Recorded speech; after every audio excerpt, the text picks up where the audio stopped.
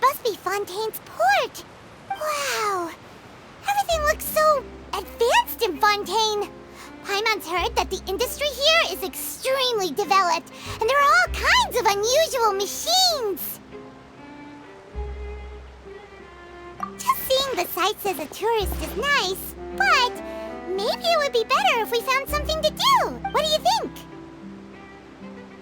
Good idea! Nahida gave us loads of useful information. Seeking out the Seven is probably still our best source for information at this point. Yeah, the more we can learn, the better. So, what do you think the Hydro Archon's like? Will we get along? Nahida said that she has a very unique personality, whatever that means. To learn about a nation's god, start with the nation's people. There seems to be some locals talking over there. Let's go see if we can join the party.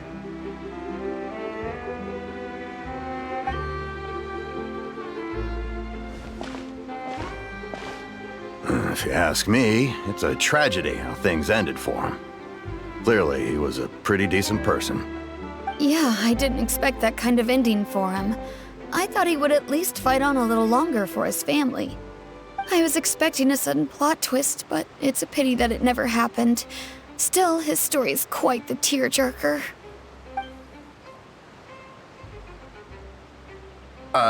Excuse me. Can I help you two? I couldn't help but notice you standing here listening. Hi. We're travelers new to Fontaine, and we had something we wanted to ask, but you seem to be really busy talking about some kind of play, so we didn't want to interrupt. Play? Oh, no. We're talking about something that really happened. In fact, it's a case that was just heard a few days ago. Really? Like, a real trial? But the way you were talking about it and the words you used just now made it sound like some kind of story. Well, good tales are often based on true stories, aren't they? And what you see in reality may also be someone deliberately putting on an act while harboring ulterior motives. Whether something is true or not simply isn't that important. The main thing is whether the story being acted out on the stage is splendid enough. Oh, but it looks like you're not from around here. You probably don't know that the Fontaine Court of Justice is called the Opera Epiclese, or more commonly known as just the Opera House. But, shouldn't court cases be treated a little more seriously than that? Not to question Fontaine's way of doing things, it's just that putting someone on trial is usually a very serious thing. No worries. Other visitors to Fontaine have wondered the same thing. You could say that we just don't want to waste the moving stories behind those cases. And as for your worries about whether the cases are treated with due reverence, we have the absolutely just and honorable Chief Justice Neuvillette, as well as the Oratrice Mécanique d'Analyse Cardinal, a machine created by the Archon. Between the machine and the Chief Justice, false charges and injustice are a thing of the past now. Oratrice? Is it some kind of machine, too? Oh, Paimon's curious. We should check it out if we get the chance. Wait, Paimon almost forgot to ask you our question. Do you know what we should do if we want to meet the Hydro Archon? Oh, that's easy. Just go to the Opera House. Lady Farina practically lives there. You could definitely say it's her biggest passion. I think what they mean is that they wish to speak with the Archon personally. In that case, I'm afraid it's going to be a tad more difficult.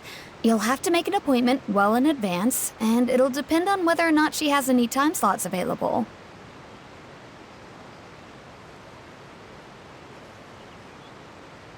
Huh. Is the Hydro Archon super busy taking care of official stuff? Wait, didn't you say that she's always at the Opera House? No. Lady Farina seldom takes an interest with the nation's affairs. The reason it's difficult to make an appointment is simply because she's incredibly popular. That's right. After all, she is the Archon. Though she may tend to get a little dramatic from time to time, people can't get enough of her. Huh. First time Paimon's ever heard of an Archon being described that way before. Wait! Paimon gets now! kinda like a big celebrity here, right? Yeah, I suppose you could say that. Perhaps you could even say our mascot. Hang on. This is still Fontaine's Archon you're talking about. You should show some more respect. Yes, you're right. I guess I should at least try to be a little more respectful in front of visitors. Otherwise, I might get arrested and find myself face to face with Monsieur Neuvillette. Come on. Sure, there's a lot of laws here, but nobody's going to be arrested for saying something disrespectful about the Hydro Archon.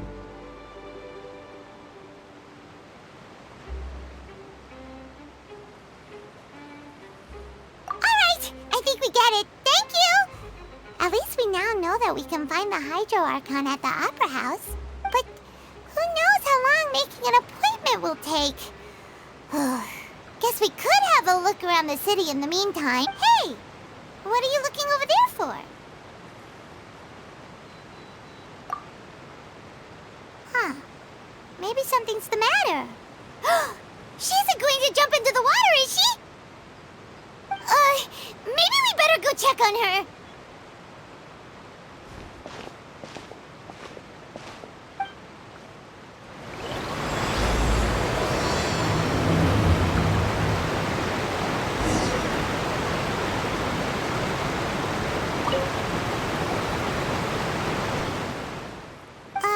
Hello there.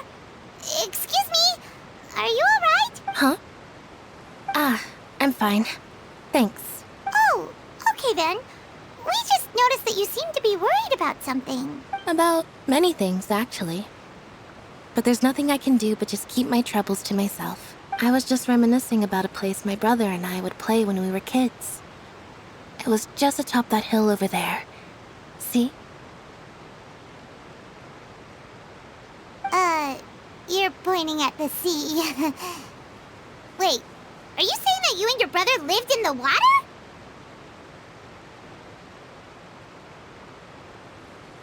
Though people call the waters around Fontaine a sea, it's actually just an inland lake that's filled with fresh water. And no, I can still see that hill clearly in my memories. Now it's been completely submerged. He would skip and jump, tossing sand in the wind. The sun shone brightly, and the air was filled with the scent of the sea. But now, the water is gradually swallowing our memories. It won't be long before it swallows us. Sorry. Paimon doesn't really get what you mean. I don't believe we've had the pleasure of meeting. Are you Lynette's new friends? Oh, and you are? Thanks for looking after my sister. She often comes here to reminisce about our childhood, that's all. There's no need for any concern. Allow me to introduce myself. I'm Linny, and this is my sister Lynette. If I had to guess, I'd say you must be travelers from abroad. Nice to meet you. Paimon is Paimon, and this is the Traveler. We just arrived in Fontaine. We were just talking with your sister. Even though we didn't really get what she was saying. I see. It's unusual for Lynette to be so willing to talk with anyone. In fact, she seldom speaks at all. I'm usually the only one she ever talks to. Oh, really? Then you two are just like us. Paimon's always the one talking for some reason.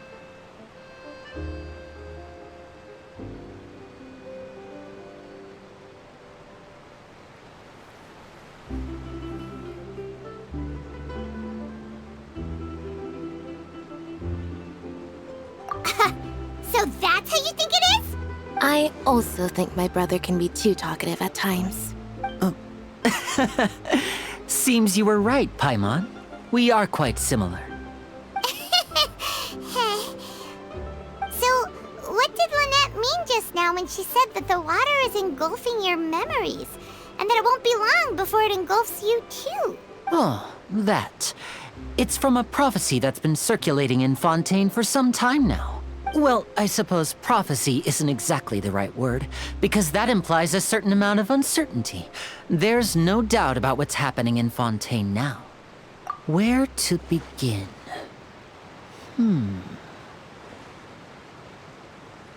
Let's put that question on hold for a moment. We still haven't formally greeted each other yet, have we? Did all the introductions earlier not count? Hello, traveler.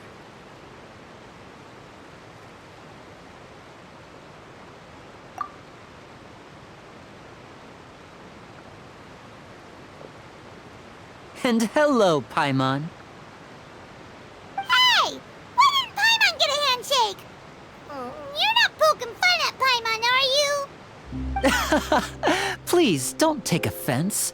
Just consider it a sort of etiquette we have here in Fontaine when making new friends. You should remember it. It might prove useful. Oh, all right then. Well, Paimon's just happy to have a local friend now. By the way, we were just getting ready to go to the Opera House to meet the Hydro Archon. Would you be able to show us the way? So you're going to see Lady Farina? No problem at all. In fact, I was planning to go to the Opera House later myself. I'll gladly take you once I finish things here. Please, follow me.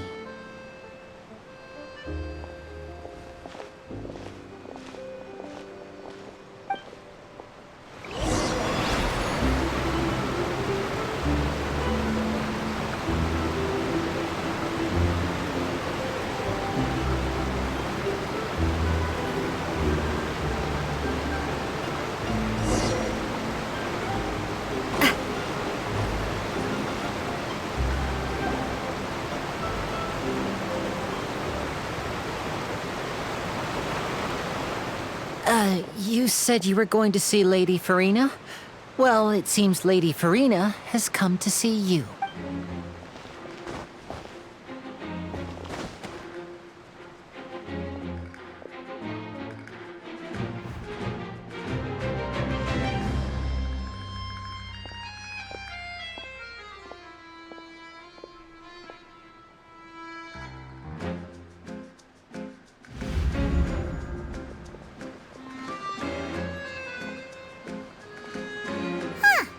So, she's the Hydro Archon? But how did she know we were looking for her? My dear people, rich and poor, those with cup in hand and those with nothing at all, raise your glasses in celebration. If you don't have one, then just raise your hand in lieu.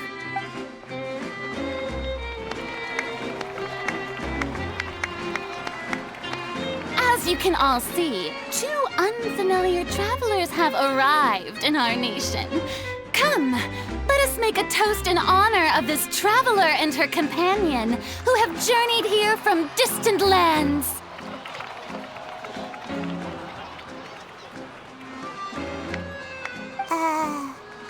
Is she talking about us?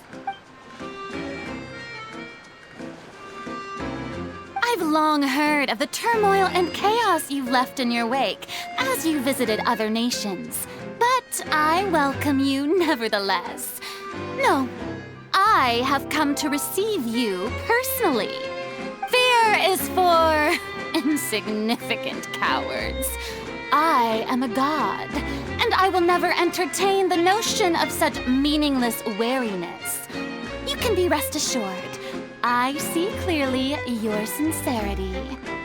Of course, seeking an audience with me is the most sensible thing to do. It will allow you to truly behold my power and witness my authority. Intelligent people always gather under the correct banner. I, Focalor, hereby welcome you to the nation of Hydro and acknowledge the value and significance of your trip. Now, you may rejoice in this. Yeah, Paimon still can't believe it. Feels like we've only been here for a few minutes. But the Hydro Archon's entrance was, how should Paimon describe it? A little over the top? Miss Hydro Archon? How did you know we were coming? I see. As Outlanders, you inevitably lack even some of the most basic understanding. Don't forget that even the gods can be divided into the mediocre and the excellent. I suppose it's only natural for you to be awestruck by my abilities. You had best stop and consider. Do you really have the noble qualities and etiquette necessary to communicate with a god?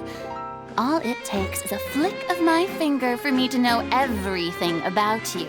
Whoa. Talk about sounding high and mighty. Oh? What's with these looks? Perhaps the welcoming ceremony still isn't enough? What else should I say then? Is she waiting for us to start talking? Wow, I didn't expect to see Lady Farina here. What a surprise! Wait, does this mean they're the legendary blonde traveler? How did I not notice before? Hey, what's all the commotion? Oh, is that Lady Farina? Is there some kind of drama going on? Of course. That's the blonde traveler. The one all those stories are about. Lady Farina came here to personally see her. Oh, I bet this is going to be the duel of the century. Ooh, I've got to see this. I knew Lady Farina would never disappoint. Yes, but don't get too excited now. My dear believers and spectators alike tend to get quite rowdy, and despite the noise, I've come to tolerate all their ruckus.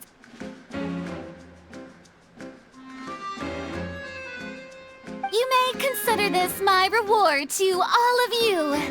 I have determined that there will be an epic duel between myself and this traveler from another land, just as you were hoping to see.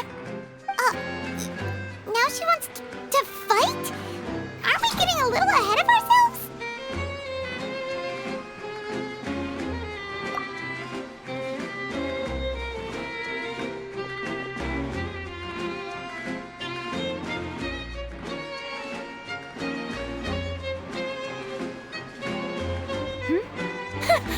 Are you not afraid? Might I remind you that this is a duel against the divine? What are you trying to do, traveler? Provoking a god in front of her people? Stand down, Clorend. I admire her bravery. Few have the courage to draw their sword against a god. She is obviously a true warrior. Unfortunately, people nowadays only crave to be thrilled, and a mere duel will not slake their thirst for excitement. Yeah, she's right. Just a duel wouldn't be all that interesting. On Araneus, criminals are always requesting duels to defend their honor. I'm getting a bit old, to tell the truth. You see. Then, as the god of justice, I shall face this traveler in another kind of duel. A duel in court! Whoa, all right! Now that'll be worth seeing! Right. This is Fontaine, after all. It's such a grand opera house, it would be a pity not to use it. Why do you care so much about the crowd's reactions? Seems you've spent a little too much time in the opera house. Besides, how exactly do you plan to have a duel in court? You mean you're going to put us on trial? Oh, we have reason to put you on trial. It's obvious, isn't it? According to Fontaine law, no one is permitted to release any flying objects within Fontaine city limits during the first 3 days of each month. You are clearly guilty of violating this law, no? Oh, so that's what they've done wrong. That's our Lady Farina. No one knows the laws of Fontaine like she does. You call that obvious? What kind of law is that? Wait, flying object? You mean Paimon? Precisely! Now, if you two have no objections, then in the name of the Hydro Archon, I order your arrest. My apologies, Lady Farina. I don't mean to spoil the fun. But if you would allow me to interject, I don't think that Paimon here meets the definition of a flying object. You tell her, Linny! Finally someone who's not crazy.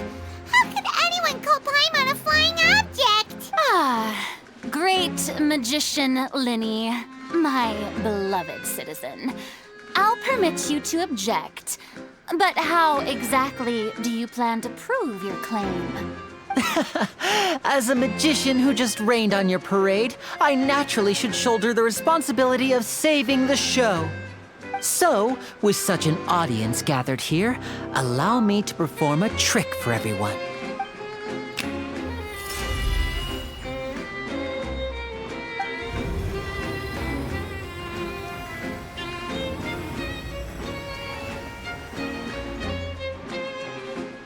Ta-da! What's that on Paimon's back? Hey, when did Linny do that?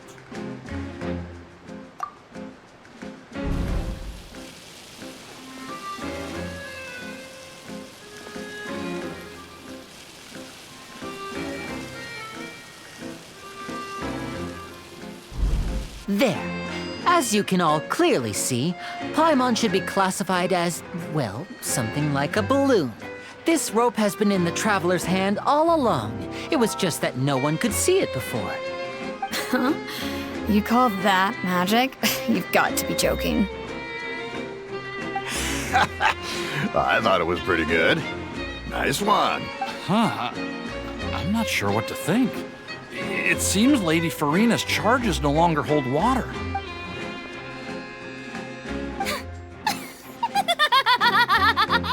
Amusing. Very amusing, Linny. Just the sort of unexpected twist that I enjoy. With you here, today's performance can finally be called complete. Performance? You see all this as a performance? In which case, consider the matter of your trial resolved. The god of justice will not bring charges against an innocent person. But when there are valid grounds, I will not only judge travelers from abroad, but even the gods of other lands. I look forward to seeing your upcoming performance at the Opera House, Mr. Linny and Miss Lynette. That's enough for now. Toodaloo!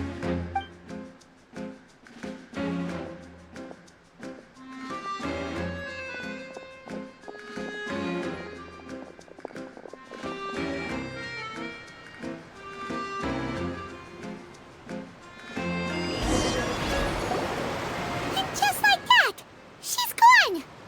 Well, that's the most unpredictable Archon Paimon's ever seen. He never even had a chance to ask her anything. But that's a problem for future Paimon. That whole scene just now was really... Don't mention it. I just happened to remember that there was such a law, so I did a little preparation, just in case. I didn't think it would actually come in handy. So, now do you see what kind of god Lady Farina is? She can be a bit confusing at times, but she is still amenable to reason. Anyway, Paimon had no idea you were a magician, Linny. It sounded like you'll be performing at the Opera House, right? I just know a few simple tricks I use to make a living. Lynette is my assistant. It will actually be my first time performing on the most prestigious stage in Fontaine, the Opera House. But isn't the Opera House where criminal trials are held in Fontaine? When there are no public trials being held, the Opera House hosts a variety of other performances. To the people of Fontaine, the line between a trial and a performance can be a little blurred. And speaking of performances, I would be remiss to forego this opportunity gifted by fate. Might I invite the two of you to see my performance? My brother's always excited to make new friends. Oh, sure. We don't really have anything to do now, and we wanted to go to the Opera House anyway. Splendid. In that case, why don't we go together? I'll show you the way. I just have something to take care of first. You really mean it? Then I'll take you up on your offer. This is a magical item known as a magic pocket. Perhaps you can help me distribute them to the people here.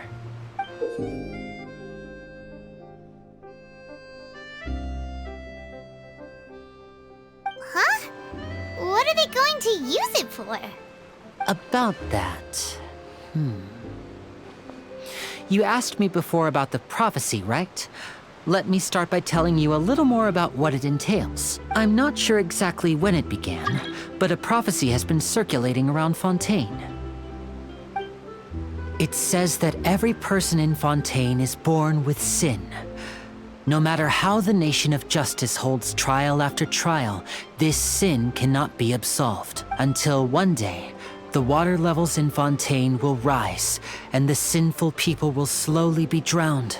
In the end, the people will all be dissolved into the waters, and only the Archon will remain, weeping on her throne. Only then will the sins of the people of Fontaine be washed away. That sounds pretty gloomy. Why are people in Fontaine born with sin? What is that supposed to mean? There are lots of guesses. Some say that the ancestors of Fontaine stole the power of the seas and stirred its wrath. Others say that the people of Fontaine never heeded the first Archon's warnings and offended Celestia. But here in Fontaine, evidence is what matters. There hasn't been concrete evidence for any of these claims, so they can only be regarded as conjecture. If even the people in Fontaine don't know what sin they committed, wouldn't it be better just to ignore the prophecy completely? Why bother feeling guilty all the time? That's exactly what the people did at first. But in the last few years, the water levels in Fontaine have actually started rising. Many places have already been completely submerged, and now lie beneath the sea. Many people carry on with their lives as before and shrug it off as a natural phenomenon. But my family and I think that the people of Fontaine shouldn't ignore the possibility, which would end up sentencing them to death. We hope that at least the people who reside near the waterfront can move away before it's too late. So, we've started distributing magic pockets to them. As a magical item, these magic pockets have astonishing capacity. I'm sure they will come in handy when people are moving their belongings. Oh, Paimon gets it! It's like preparing for a rainy day! But... Perhaps only absolute power could ever contend with such a catastrophe. But who knows? We're just tiny specks in the grand scheme of things. Now, if you'd like to help, then please give these magic pockets to anyone nearby. Be sure to convince them to take it, regardless of what they say.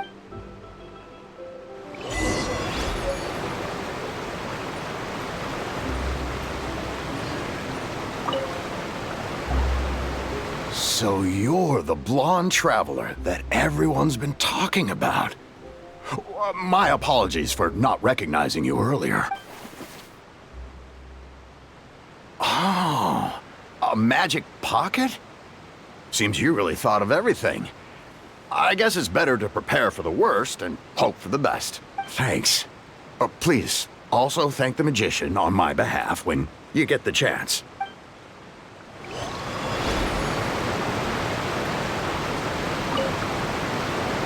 What's this? So you also believe in the prophecy. Keep it. I won't have any use for it. what? You mean you don't believe in the prophecy? No, I believe in the prophecy. But I also believe in another story. The story says that people once lived in the ocean. They were one with the ocean and couldn't live apart from it. But as time wore on, people desired to live on land and developed blood vessels, encapsulating the sea within their bodies. Thus could people set foot on land. So, if you ask me, when the water rises and takes us all, it'll be like we're going home. Oh, we hadn't heard that one before. But people can't live underwater. They'll die. You should probably still take it. All right, I'll take it. I guess I just feel that being dissolved into the water doesn't necessarily mean death.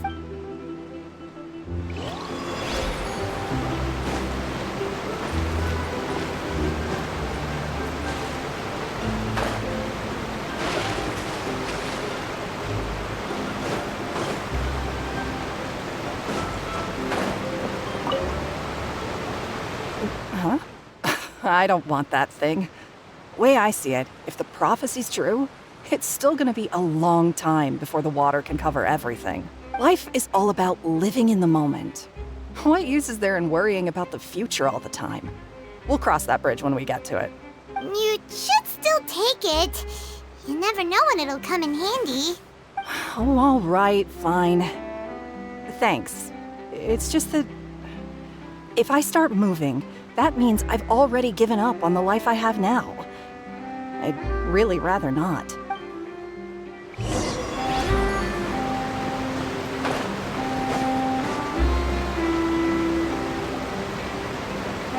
Oh, you already handed out all of the magic pockets? That was fast. So, what did people have to say? I bet you heard some, interesting opinions. Yes, but that will change once disaster strikes. I know they'll change their minds, so it's only right to help them prepare. Is there anything else you need to do before we leave? Yes, one last thing. I have the magic pockets made by a workshop in the court of Fontaine.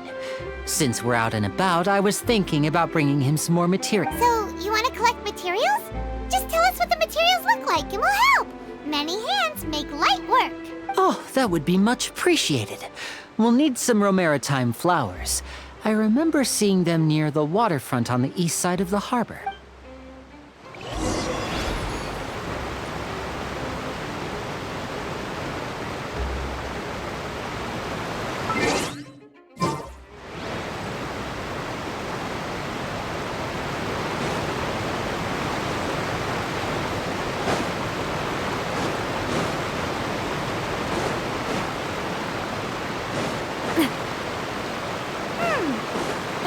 We have to use Hydro to collect romaritime flowers.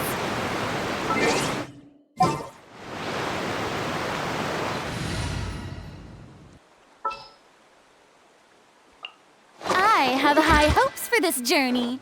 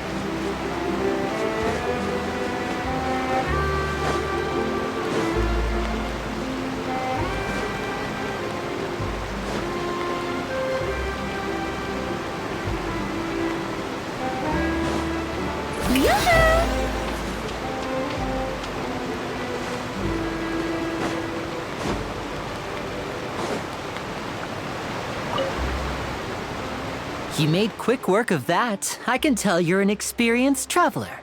I've also finished collecting a few here. Maybe next time you'll feel like helping too, Lynette. No way. I'm in power-saving mode today. Otherwise, I fear I may not have any energy left for the performance at the Opera House. Fine. Though the performance is still a long way off. Now that we're finished here, we should get ready to head back to the court of Fontaine. So, we're going to the court of Fontaine before we head to the Opera House? Good. Paimon wants a tour of Fontaine's largest city and try...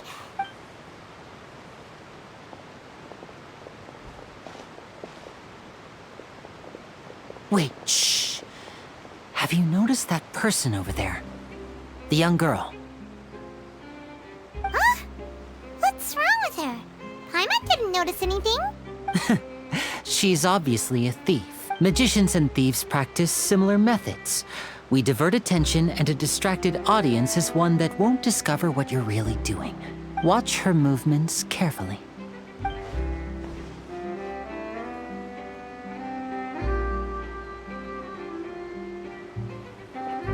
Oh, he's right! Shh, keep your voice down. We need to think of a way to catch her, but it seems she's very alert. Perhaps we should split up. You two can ride the lift over there and wait up top. I bet that'll be her escape route if she tries. All right, let's go.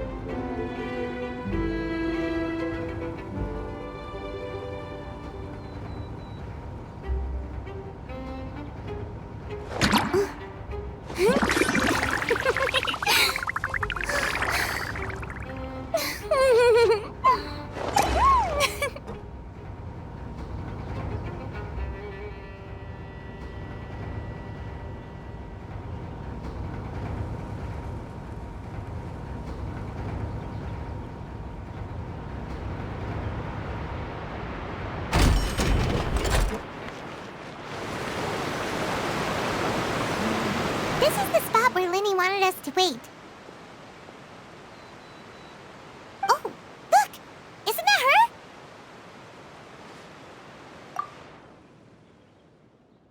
Oh no! Did she notice us? She started running. What should we do? Should we chase her? You're right. She might also be trying to lure us away. Nothing's happened for a while now. Paimon wonders if Linny caught the thief. Yeah, let's go.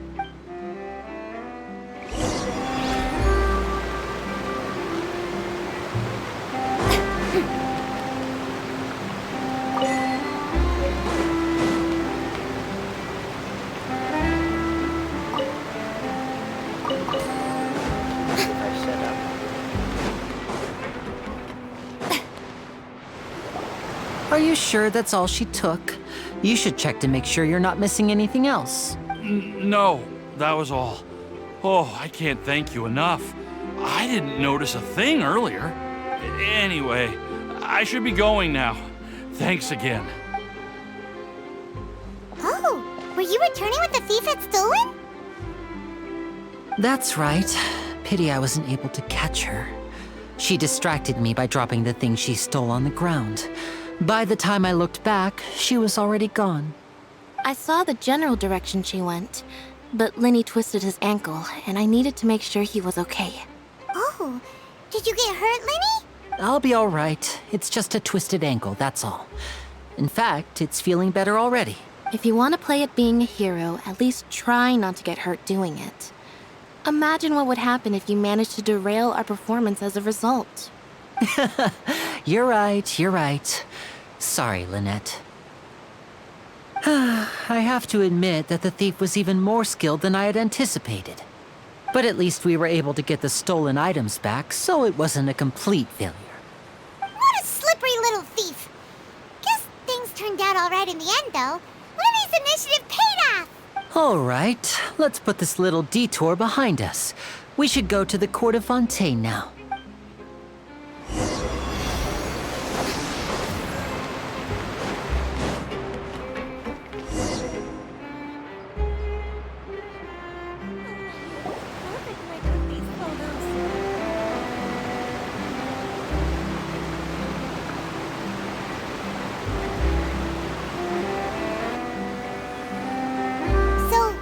Ride this thing to go into the city? What an ingenious way to get around! People in Fontaine really know how to use water! This is an aqua bus. It allows people to travel between several key locations around Fontaine. It's pretty convenient, but the ride can become a little dull after a while. The scenery is always the same. That's why it's better to travel with friends. So you mean it's still boring even when I'm riding with you? No, that's not what I meant. It's just that, well, you don't really talk that much. Besides, it doesn't really feel like a real trip when it's just the two of us. It's the same as being at home. Whatever. That's what it's like to be an older brother. It's about time for us to leave. Let's get on board.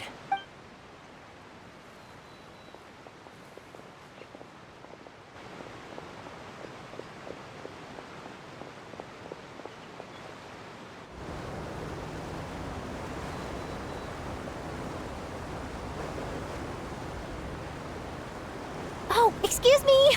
Aren't you the great magician Linny? And his assistant Lynette? Hello. I don't believe we've...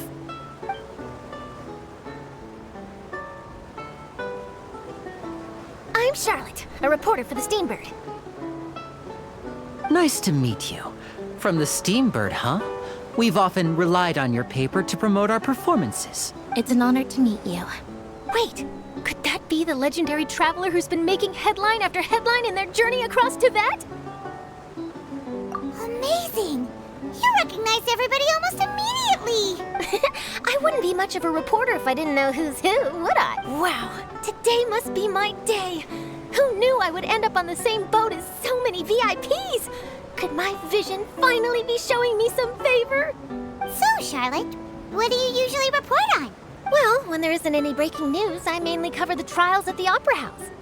You can still manage to keep readers' attention as long as you tell things from a clever enough angle, even if it's the same old topics. For example, reporting on how a scammer once deceived vulnerable girls into relationships, or how a financial criminal was once so poor that they ate a single piece of bread for 5 days. That's fine and all, but what I'm really after is exclusive, sensational news pieces that could shake the country. These smaller stories are a waste of my talents. Oh, I just remembered. I've been following a case lately. Well, a series of cases, actually. You mean the serial disappearances of young women case? That's right! These stories are the talk of the town right now, and it's probably the most mysterious case we've ever seen. If I'm the first with a draft ready to publish when the case is finally cracked, and it's the headline story in the Steambird, oh, when that happens, I bet all the other reporters will shed tears of envy. I've already gathered all kinds of materials. I just can't wait for the truth to be revealed. So, what is the serial disappearances of young women case? You mean the culprit hasn't been found? That's right. The first missing girl case happened almost 20 years ago. And ever since, after a period of time, another girl disappears. What the cases have in common is that the girls are all of a similar age, and that they've all vanished without a trace. But the scariest part is that to this day, none of the girls have ever been found. Many suspects have been arrested over the years in connection with this case, but shortly after each arrest, another disappearance would always happen. Yes, it's possible. But either way, I believe that every case has some precise truth behind it, waiting to be exposed. Yes, I agree. And at the very least, the family of those missing girls deserves some sort of explanation. I just imagined for a second what I would do if Lynette were to suddenly disappear. I'd pay any price to get her back, and then find a way to track down the culprit. Please don't imagine that, Linny.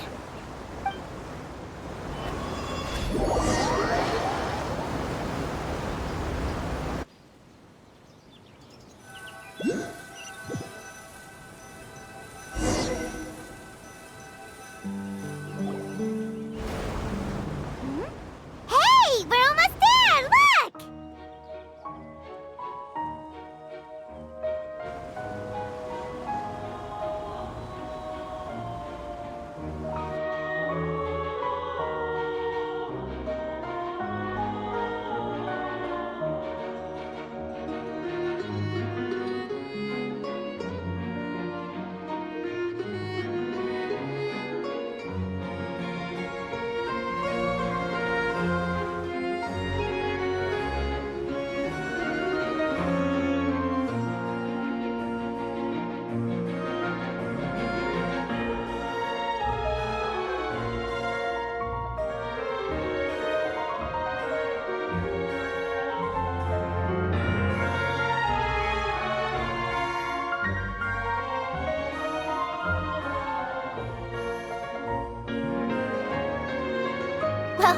really enjoyed chatting with you. Life should be full of pleasant little surprises like this. Yeah, us as well. The ride went by too quickly. I have an interview to get to. I should get going before I'm late. Okay, Paimon hopes we can chat again soon, Charlotte. See ya! Bye now. Oh, be sure to stop by and see me at the Steambird when you have time. What a tough job. Always running around and interviewing everyone. Well, where should we go now? If you don't mind, how about we stop by my home first? Besides, I still have all the materials we collected. Sure, we wouldn't mind at all. This city is so huge, Paimon wouldn't know where to start anyway.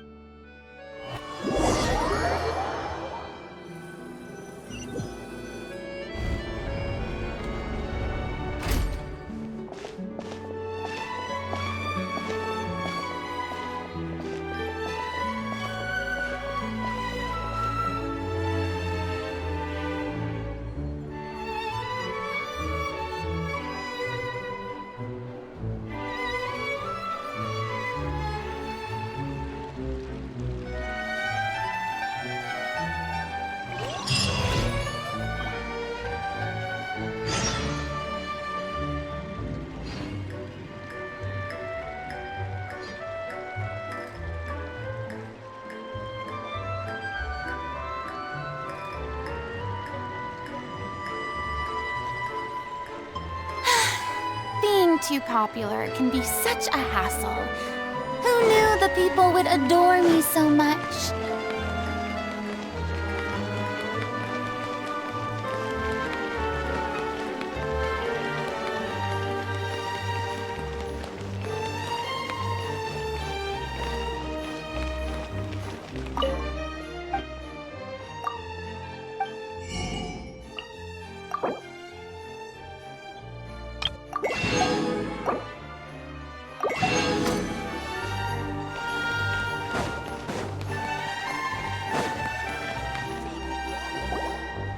This is our current abode.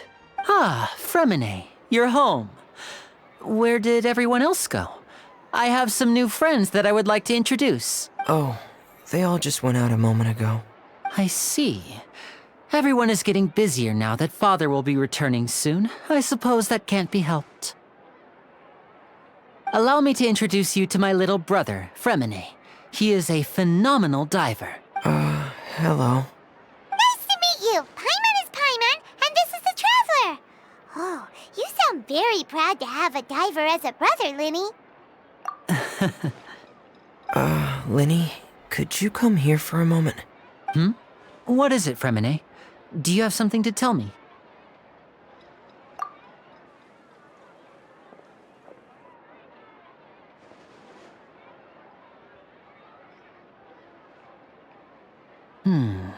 Okay, I see. Is everything all right? Oh, it's nothing. We were just discussing a little housework. Sorry for the interruption. Oh, before I forget, the Traveler and I collected more materials to make magic pockets. Were you able to get any, Fremine?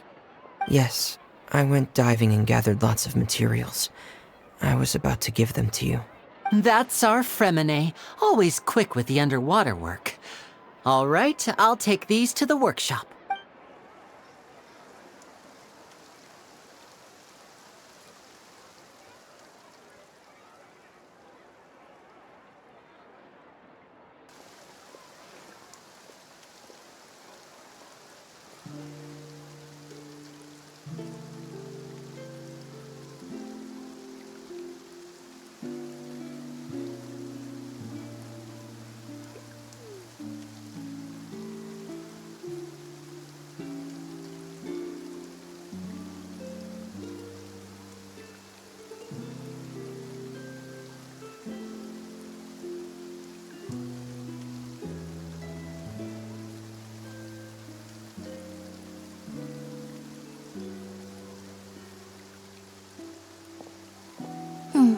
Looks like rain.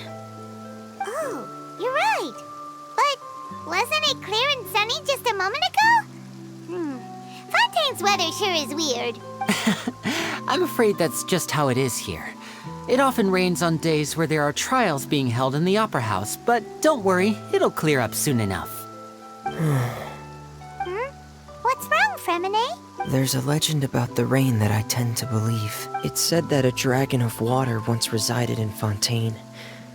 Though we don't know where the dragon went, every time it weeps, the skies will cloud up and pour out rain. When I was a child, my mother told me that if I wanted to go outside and play, I should yell toward the sky at the top of my lungs. Hydro Dragon! Hydro Dragon! Don't cry! If it's an elemental dragon, then having the power to make it rain wouldn't be very unusual. Let Paimon try something. Hydro Dragon, don't cry!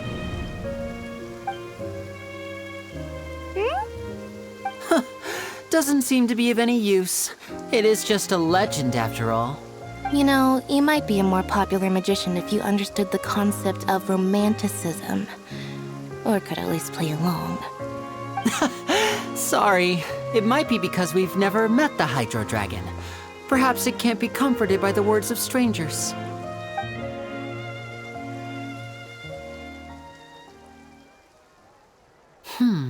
It rained for longer than I suspected. Oh, it's already getting late. Was there something you needed to do, Linny? Yeah, some preparations for the show at the Opera House. I need to find a way to catch the last aqua bus of the day. On the day of the performance, just ride the aqua bus to the island of Aeneas. I'll have Lynette meet you at the fountain in front of the Opera House.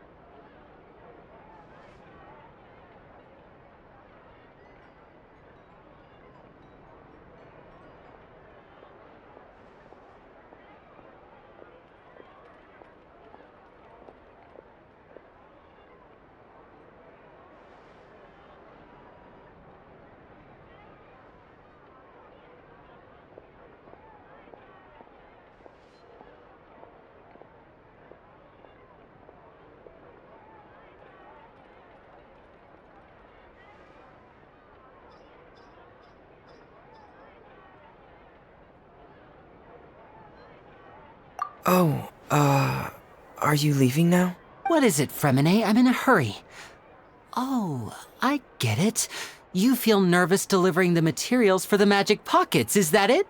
Perhaps we could trouble the Traveler to help us take these materials to the Beaumont workshop and deliver them to the owner there?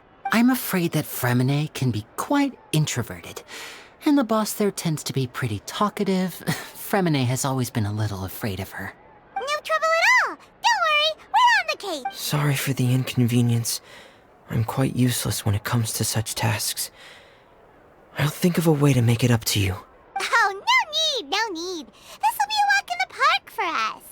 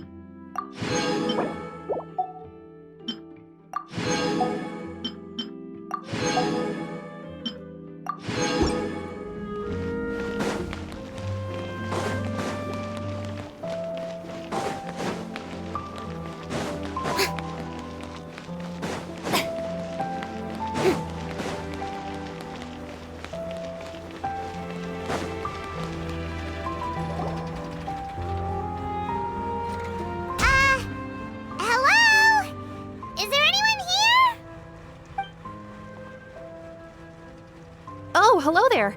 New customers? Looking to buy, or do you need something made? Or perhaps you're just looking for a chat with me. Oh no, we're just here to deliver some materials. Here they are. They're for making... what were they called again? Ah, these must be for magic pockets. I could tell right away. I've already made several orders worth now.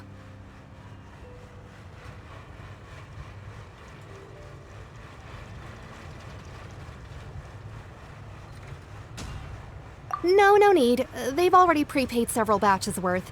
When they told me what they'd be using them for, I even offered them a discount. But they insisted on paying the full amount, saying that I had a business to run.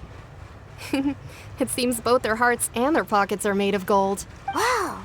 So, is Linne actually loaded? I can't say for sure, but who knows? Maybe there's good money to be made being a magician in Fontaine. Hey! Is this machine what you use to make stuff here? It looks really advanced. Why use your hands when a machine can do the work? It would be a waste not to use the latest technology, and wasting is a kind of crime. But where does a big machine like that get its power from? Well, it's a little complicated. I'm not sure I can put it in layman's terms for you, but basically, everything we usually use here in the city is powered by indemnitium. It's a type of energy that's produced from trials. Huh? How can trials produce energy? Well, I'm not completely sure of all the details myself, but basically, when a trial is in session, the Oratrice Mécanique d'Analyse Cardinale harvests people's belief in justice and converts it into energy to be used all around Fontaine. So that's what its other function is? Paimon heard that the Oratrice was created by the Archon to make judgments. But Paimon still doesn't get it. How could something unreliable like people's beliefs be turned into a stable power source for these machines? Oh, yeah! So that means the Hydro Archon relies on the machine to take the energy created by belief and turn it into power for all of Fontaine, right? Even though I've never heard anyone really put it that way before, it sounds like it makes sense. Besides indemnitium, we have another type of energy called pneumosia. It isn't produced by the power of the Archon, but it is unstable by nature. Even now, it still cannot be widely used by civilians. I thought I'd find you hard at work, but here you are chatting the day away. Since you're already talking, I'm sure you wouldn't mind a few words with me. You again? Didn't I already promise you that I'd have the more I owe to Confrérie of Cabriere by next month? Why are you hounding me now? Yeah, but how do we know that you won't go running off by the end of this month? I want 50% today. Wait, no, 70%. Huh? You... Seems business isn't so great for the workshop. We've already finished our job and delivered... Hey, hold on. Before you go around trying to collect payments, why don't you settle your own debts first? If Confrérie of Cabriere wants to poach clients from Northland Bank, that's fine. But I'm afraid you still owe the bank a hefty sum of mora. So why don't we work things out between us first, before you get back to your little conversation here? You're from Northland Bank. But we said we'll pay everything we owe next month. Why are you hounding me now? Traveler, Paimon! I didn't think I'd run into you here in Fontaine. What are the chances? We're surprised to see you too! What are you doing here in Fontaine? You didn't want to stay in Snezhnaya? Long story short, I've already been in Fontaine for some time now, and honestly, things have been pretty boring. But it seems that fate brought our paths together today. Not only will I have some good friends here now, but ones who always seem to find trouble. Either way you look at it, it seems things are going to get a lot more interesting now. Pretty sure we'd want to avoid anything that you'd find interesting. Besides, our trip here has gone pretty well so far, right, Traveler? Hey, you, Northland Bank boy. Aren't you forgetting something? Don't interrupt. It's not often I run into the Traveler like this. Why don't you wait for me over there for a while? You kidding? Aren't you the one looking for us? You really expect us to sit and twiddle our thumbs while you catch up with your friends? Listen to me, boy. If you want your mora, fine. Why don't you come and take it? Hey, I just said not to interrupt. Oh, by the way, Traveler, the last time I took Tonya and Tooser ice fishing, Tooser said, Hey! That's way over the line! All right, boys, let's see who has to pay up now! Can you at least let me finish one sentence? Fine. Though the bank told me not to get rough with our clients, you're the ones who started it. This is an act of self-defense. You two will have to be my witnesses, okay? I'm sure this won't take long.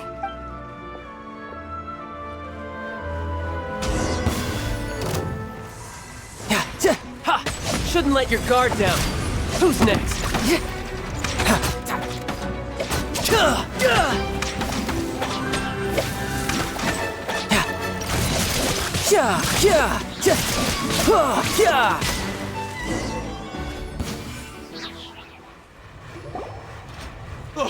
What's your deal, Brad?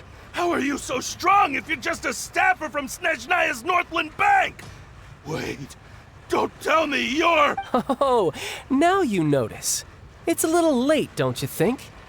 Just make sure you understand that you don't mess with Northland Bank. Got it?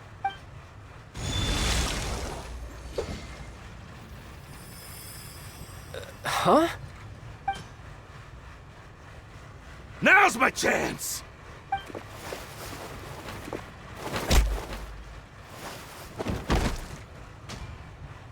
Huh. That was weird.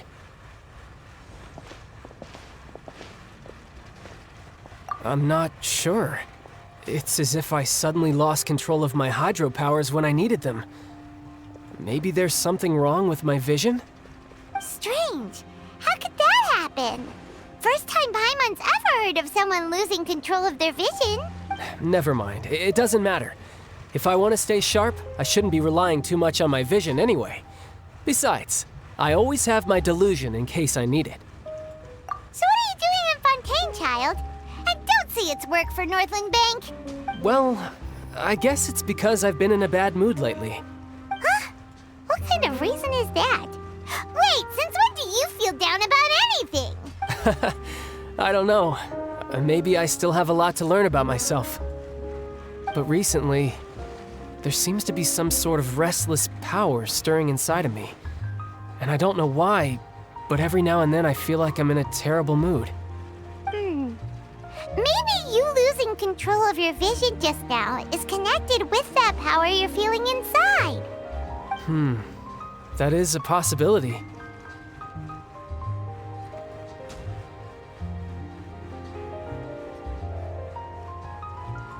I can't remember if I ever mentioned it before, but when I was 14, I fell into some unknown abyss. It was during that time I learned nearly all of my abilities. The one who took me under her wing and taught me was named Skirk.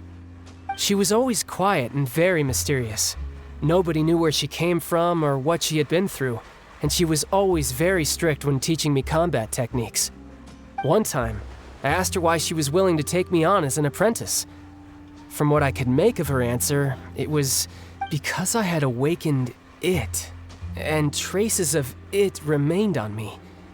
She said that all my combat training would be useful in the future. But what is it? What did you awaken? She never explained that, but my guess is that it's related to a dream I saw when I had just fallen into that abyss. In my dream, I was in the deepest depths of the sea, and the boundless seabed was all around me. But in front of me appeared a whale that was so massive, I felt like I couldn't breathe. A whale? Oh, that sounds familiar! When we fought against you before, you summoned a huge whale that seemed to leap at us. Is that the one? That's just an abstract form of a whale that I create using my elemental powers. It takes that shape because the scene I dreamt of the whale has always been stuck in my mind. I'll never forget it. So you used the whale as inspiration for one of your moves? Huh. Seems a little twisted to Paimon. So why don't you just go ask your master? Maybe she knows the answer. You make it sound so easy. Ever since the incident I experienced there, I've never stopped searching for Master Skirk and that unknown abyss. But it's been years now, and I've still found nothing. There isn't even a trace of the place where I remember falling into the abyss. Oh, it sounds like some kind of ghost story. Yeah, I'm out of leads at this point, but there's nothing more I can do. It seems that strange encounters in this world tend to be elusive like that. Oh, seems the time really flies when I'm talking with you. I just remembered I have somewhere else I need to be, so I should get going. What? More work for the Northland Bank? No, it's more of a personal appointment. Lately, I've been sparring with some of Fontaine's official champion duelists whenever I'm feeling bored. Official champion duelists? You mean it's their job to duel? Yep. In Fontaine, before a criminal goes to court, they're given one chance to defend their honor by requesting a duel with an official champion duelist. The champion duelists are all-powerful fighters selected from among the nation's best. And the duel itself is a no-holds-barred fight with no specified stopping point. So engaging in such a duel is regarded as a symbol of defending your honor. If a criminal manages to win the duel, they'll be acquitted. But if they lose, they'll have no choice but to stand trial. And the worst-case scenario is that you're simply killed in the duel. Though it's rumored that Fontaine has a death penalty, from what I can tell, no one has ever been officially sentenced to death. So really, the only people who opt to duel are those who have suffered a grave injustice in being accused, or those who greatly value their honor. Otherwise, why gamble with your life? So, do many people actually get out of their trials by winning the duel? Apparently, it's exceedingly rare for anyone to actually win. Fontaine probably enacted this system as a way to show that the nation respects the honor of its citizens. Besides, none of the champion duelists are to be trifled with, which is exactly why I was itching to face them as soon as I got to Fontaine. Apparently, the one I'm meeting today, Clorinde, is the strongest of the champion duelists. I had been asking her for some time before she finally agreed to face me today. Well, that's child for ya. Paimon feels like we heard that name somewhere before. Oh, before I forget, I want you to have this. Huh? Your vision? You're seriously just giving it away? I'm just worried that it could become uncontrollable again.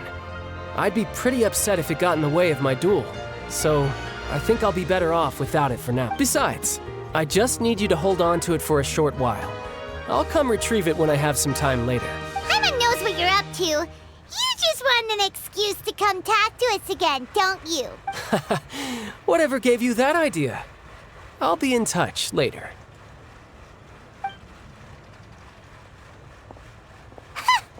That sneaky guy. He said he's been feeling down lately, but he seemed the same as ever to Paimon. Well, seems we don't have much to do for now. We might as well walk around and see the city before Lenny's performance.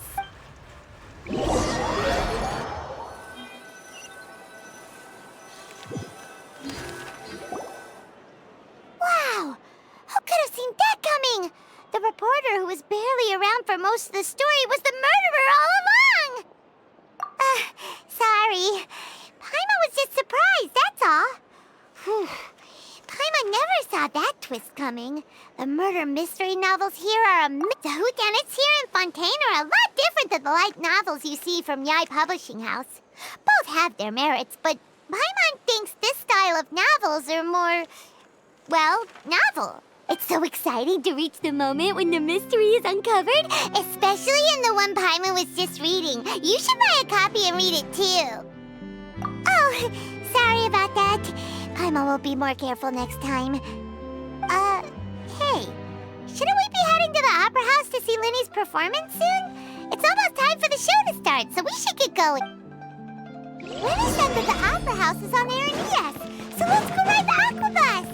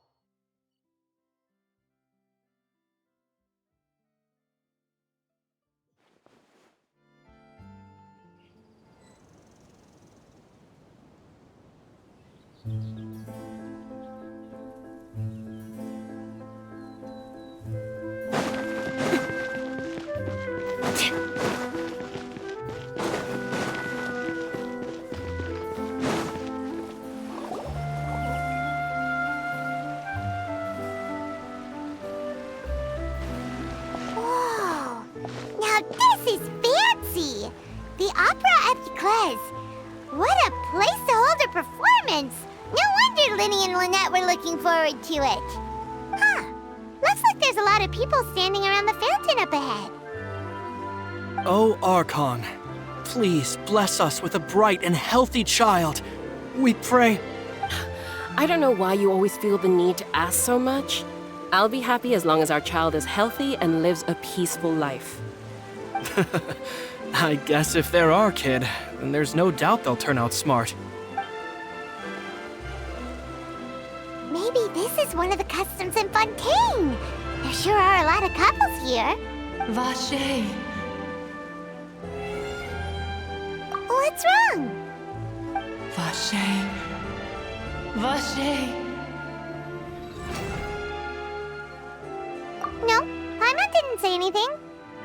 Are you hearing things? Welcome to the Fountain of Lucine. All the water flowing through Fontaine converges here. It's customary for newlyweds to come here and wish for children. Lynette! You scared Paimon! When did you get here? Lenny asked me to wait here for you, remember? Right. What do you mean? There are a lot of people here right now.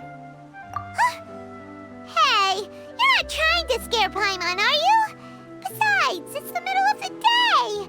It's not the time for eerie things. I see. I might be able to tell you something that could help explain the voice you heard. In fact, you might not be imagining things at all. I suspect that what you heard is a result of your hypersensitivity to the hydro element. Others in my family have had similar experiences. It's because of her sensitivity to the hydro element? But what would hearing a voice have to do with elemental power? When do you cry, Paimon? Wait, what? What does that have to do with anything?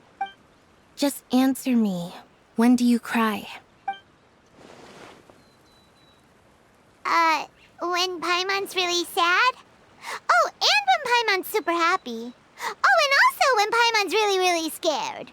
Then you should understand that tears contain your most intense emotions. Like I just mentioned, the Fountain of Lucine is where all the flowing water in Fontaine converges. Even the tears that fall to the ground will eventually gather here. So maybe what you heard was the intense emotion coming from someone's tears. So, what did the voice say? If you were hearing their emotions, then Paimon wonders what happened to them.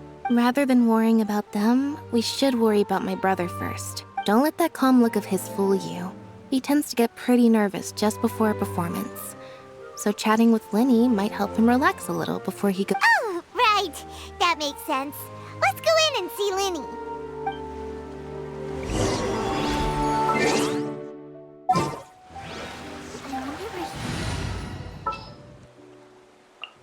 There's still a long road ahead.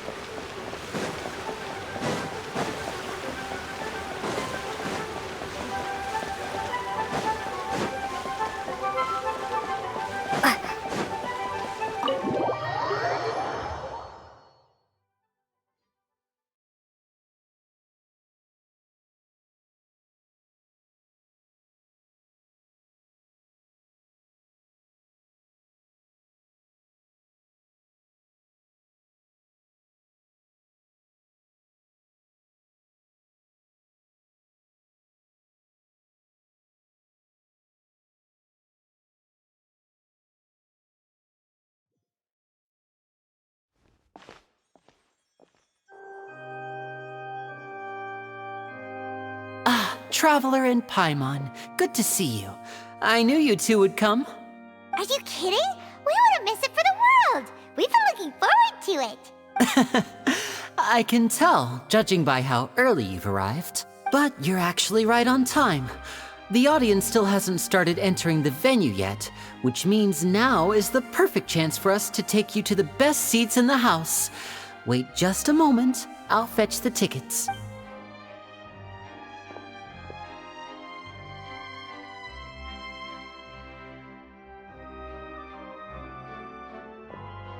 The Opera House has assigned seating, so you always have to make reservations. I've already reserved your seats, and here are your tickets. Ooh, front row seats! Thanks, Linny! Don't mention it. There's no need to keep thanking me. Hey, Lenny! Could you come over here and take a look at this? Oh, I'll be right there. Seems there's an issue with the stage props over there. That's Cal, my assistant, calling me. I'll go lend him a hand. Yeah, we'll just go to our seats. You go ahead, Linny.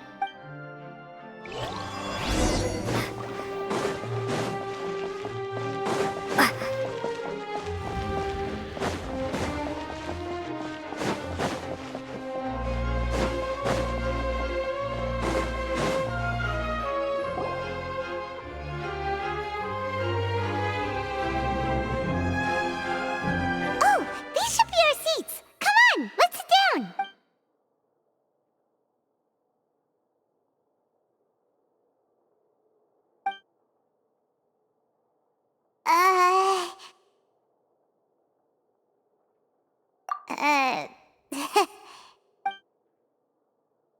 Hey, Traveler.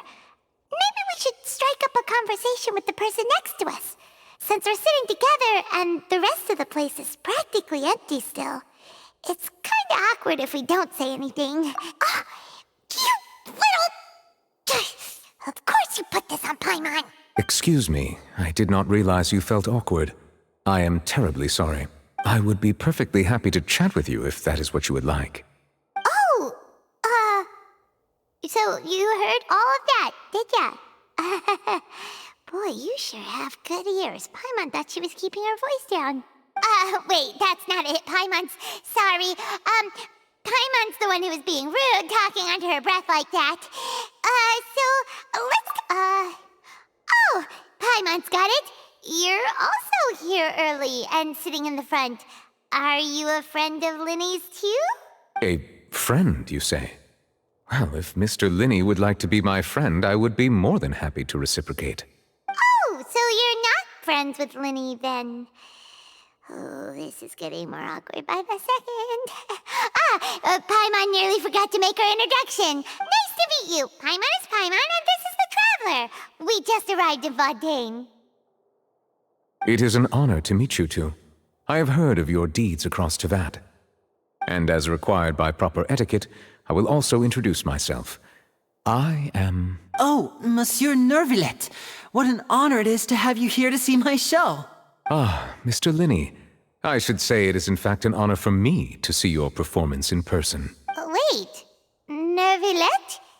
Could he be... I saw you all chatting just now, but it seems you still don't know who Monsieur Nervillet is. Allow me to introduce you to Fontaine's Chief Justice. That seat is always reserved for him. It wouldn't be too much to say that he's the symbol of justice and honesty here in Fontaine. Ooh, sorry for being so rude just now. Paimon had no idea you were such an important person. No offense taken. Being Chief Justice is merely what I do for work. Nearly every person has their usual reserved seat, so I'm not so special, really. And by the way, I should probably let you know, even though I would prefer not to, there's someone sitting up there in the VIP seats that has been striking a pose for quite a while now. I believe she is trying to give you a most elegant and impressive first impression. So I think you should take notice of her sooner rather than later. Otherwise, she may become flustered.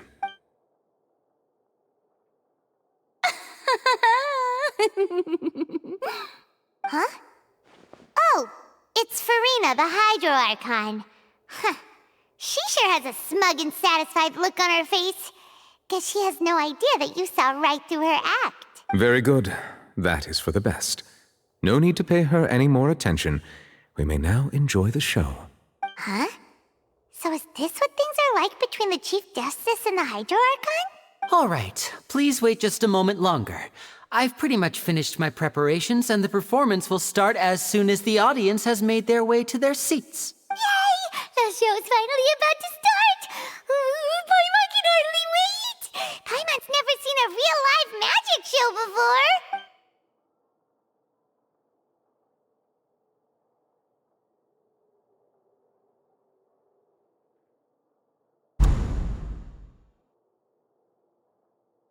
Oh! They're dimming the lights! The show must be starting!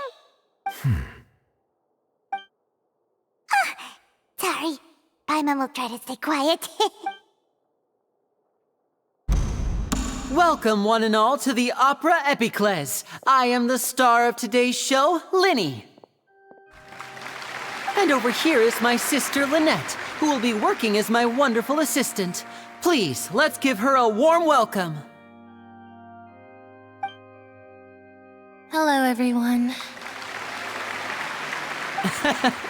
I know she may seem to be a little sleepy right now, but that's just a sign that she's nervous. Whatever.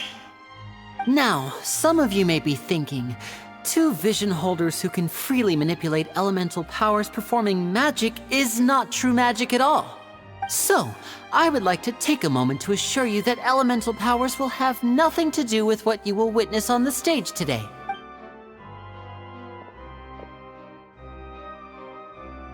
Both Lynette and myself have removed our visions for the show. That way, even the gods won't be able to help us. Oh, good point. That's what makes the show real magic. Now, without further ado, let the show begin. Lynette will now exit the stage to make some preparations. I know you might miss her, but don't worry. She'll be coming right back on stage momentarily. Perhaps in an unexpected way. I'm sure she'll be stealing the spotlight soon enough. Oh, and before I forget, there's one more thing I should say. You never know what can happen in the blink of an eye. A magician's greatest skill is making things disappear or appear. The possibilities are endless.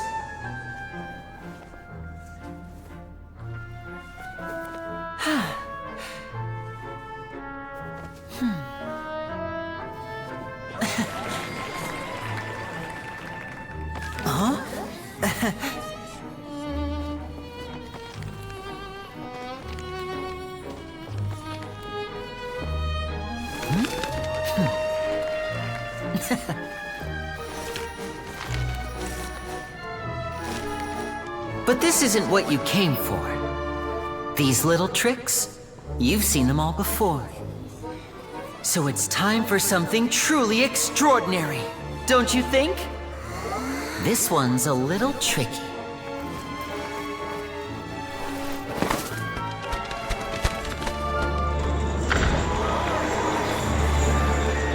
Using this water tank, I shall make my sister vanish completely, right before your very eyes.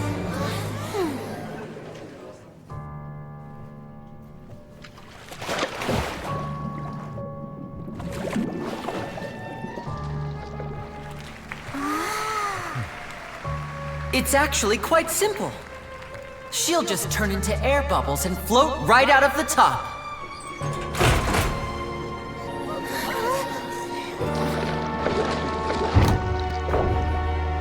Oh no! I told them to check all the props carefully.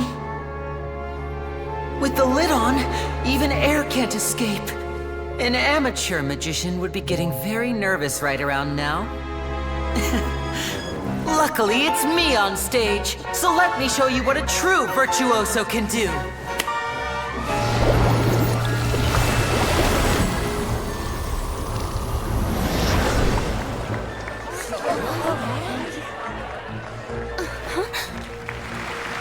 Lynette, are you still there? Don't go too far. We don't want to use up all our magic. Hi, I'm back. Uh-huh.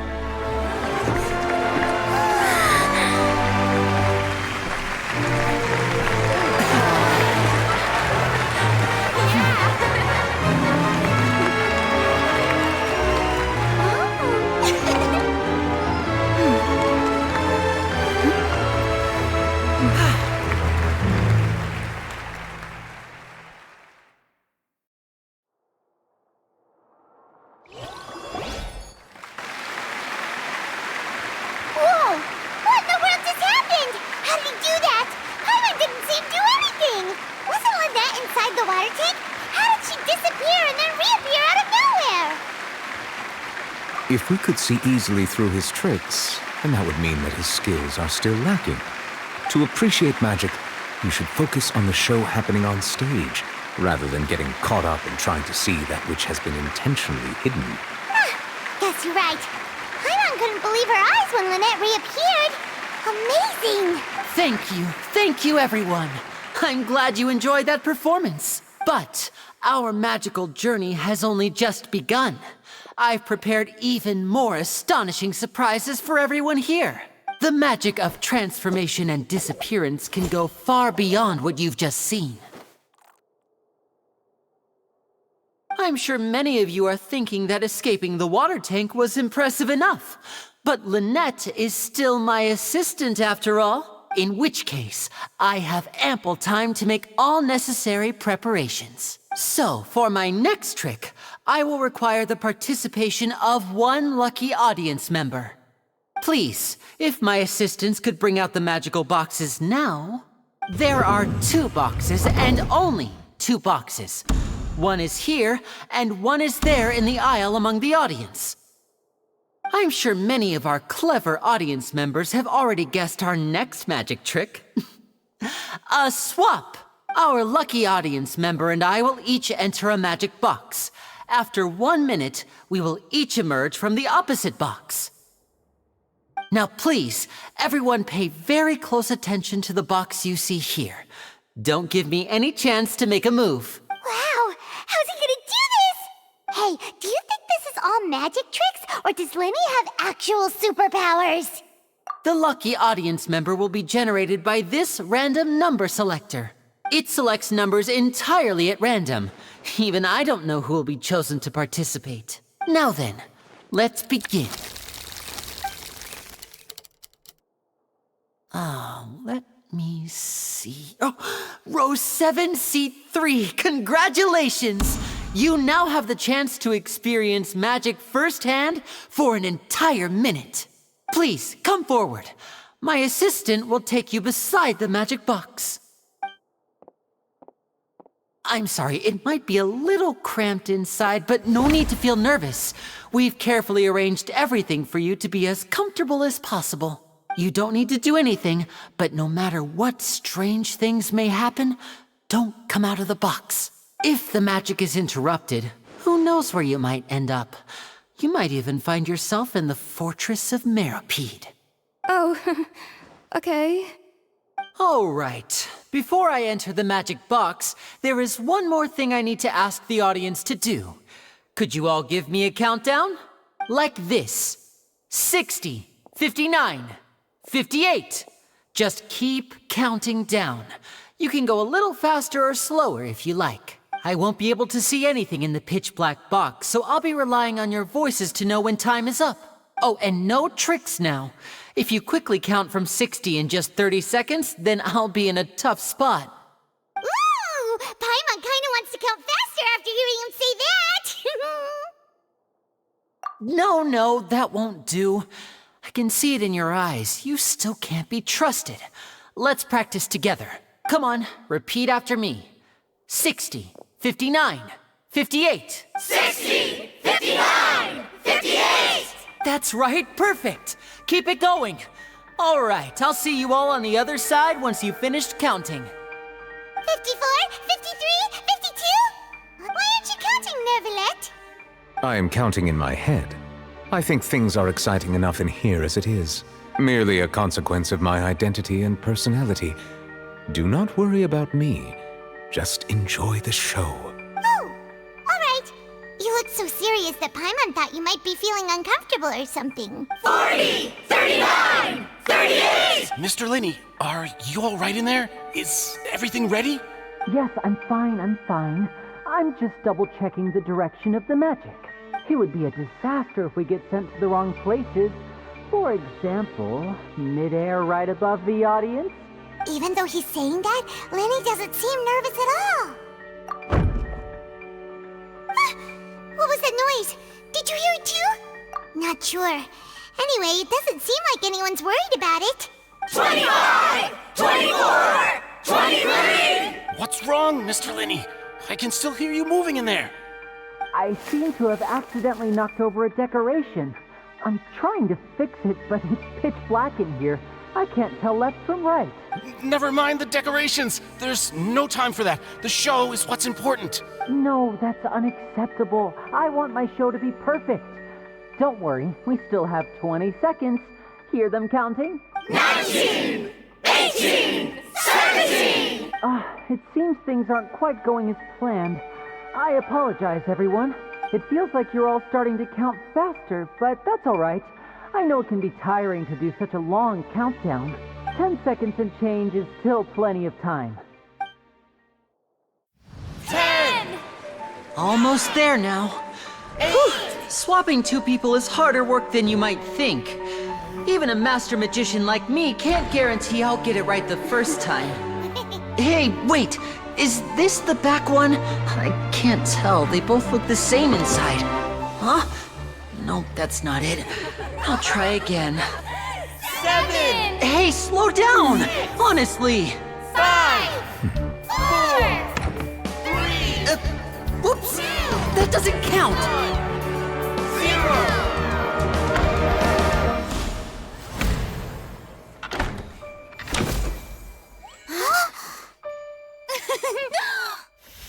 Ta-da!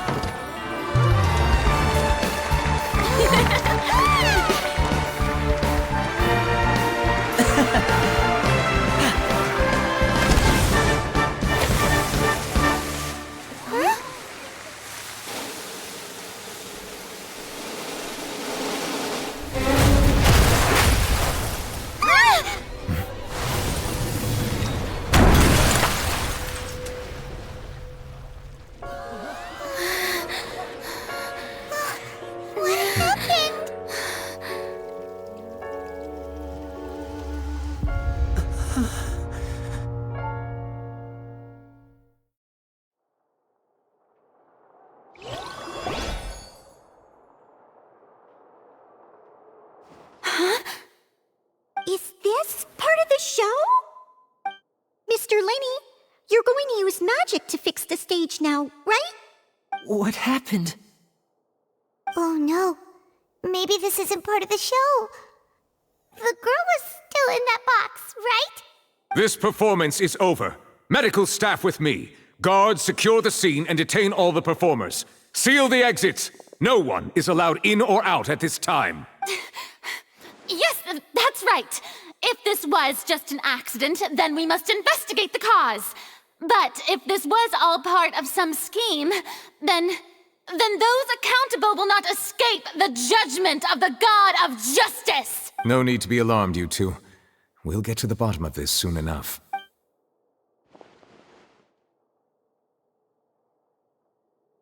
Unfortunately, the person who is in the magic box has been pronounced dead. His name was Cowell, one of the assistants in Linney's magic troupe. Apparently, the fireworks on stage ignited the ropes that were suspending the water tank, which then caused the tank to fall onto the stage. As of now, we are still not sure why we found Cowell in the box, rather than the guest from the audience. And after an initial search of the area, the guards have confirmed that the girl is nowhere to be found. It appears that this incident was not merely some mishap with the performance, and there are many indications that it is connected with the case of the serial disappearances of young women. The serial disappearances case? That's the case that Charlotte mentioned before! I know the truth. I can see through the whole thing. Really, using such a shallow and obvious mystery as his finale. Did he really underestimate us that badly? I say that our powerful magician, Mr. Linney, is now the prime suspect for the serial disappearances case. Huh? Why me? This whole thing was an accident. Oh, this all occurred during your magic show, did it not? The missing girl disappeared after being chosen, did she not? The deceased is one of your assistants, is he not? Now that I think about it, that whole speech about magicians making things disappear was nothing more than a provocation, a bald-faced challenge. That can't be right! How can Linney do this? He was in the box on the stage the entire time! We can even hear his voice! Besides, before the show, he told us that he would like to catch the criminal behind the disappearances! He couldn't possibly mean catching himself! Save discussion for a later time, please. Lady Farina, may I assume that your comments just now constitute an accusation against Mr. Linney and his associates, and that you are pressing charges? Huh?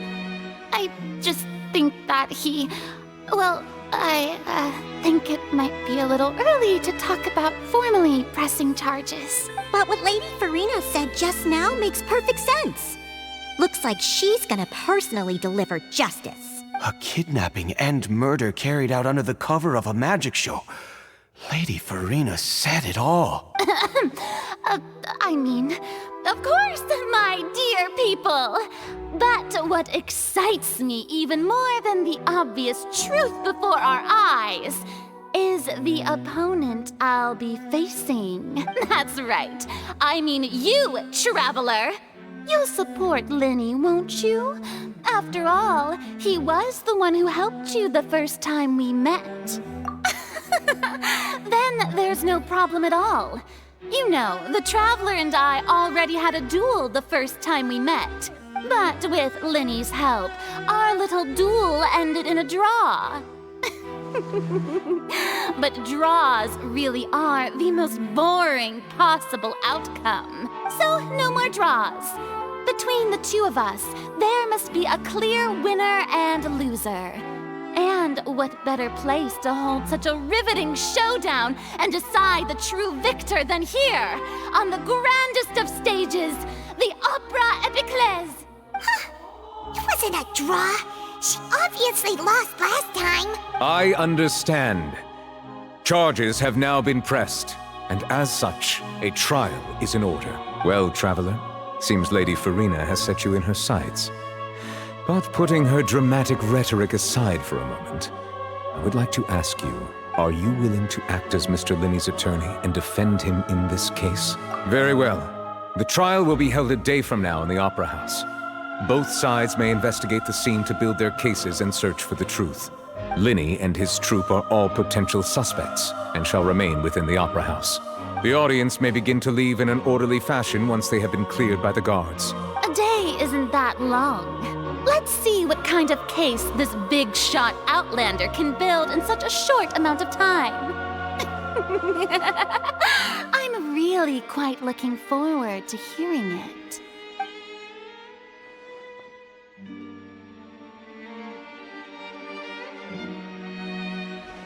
Linney!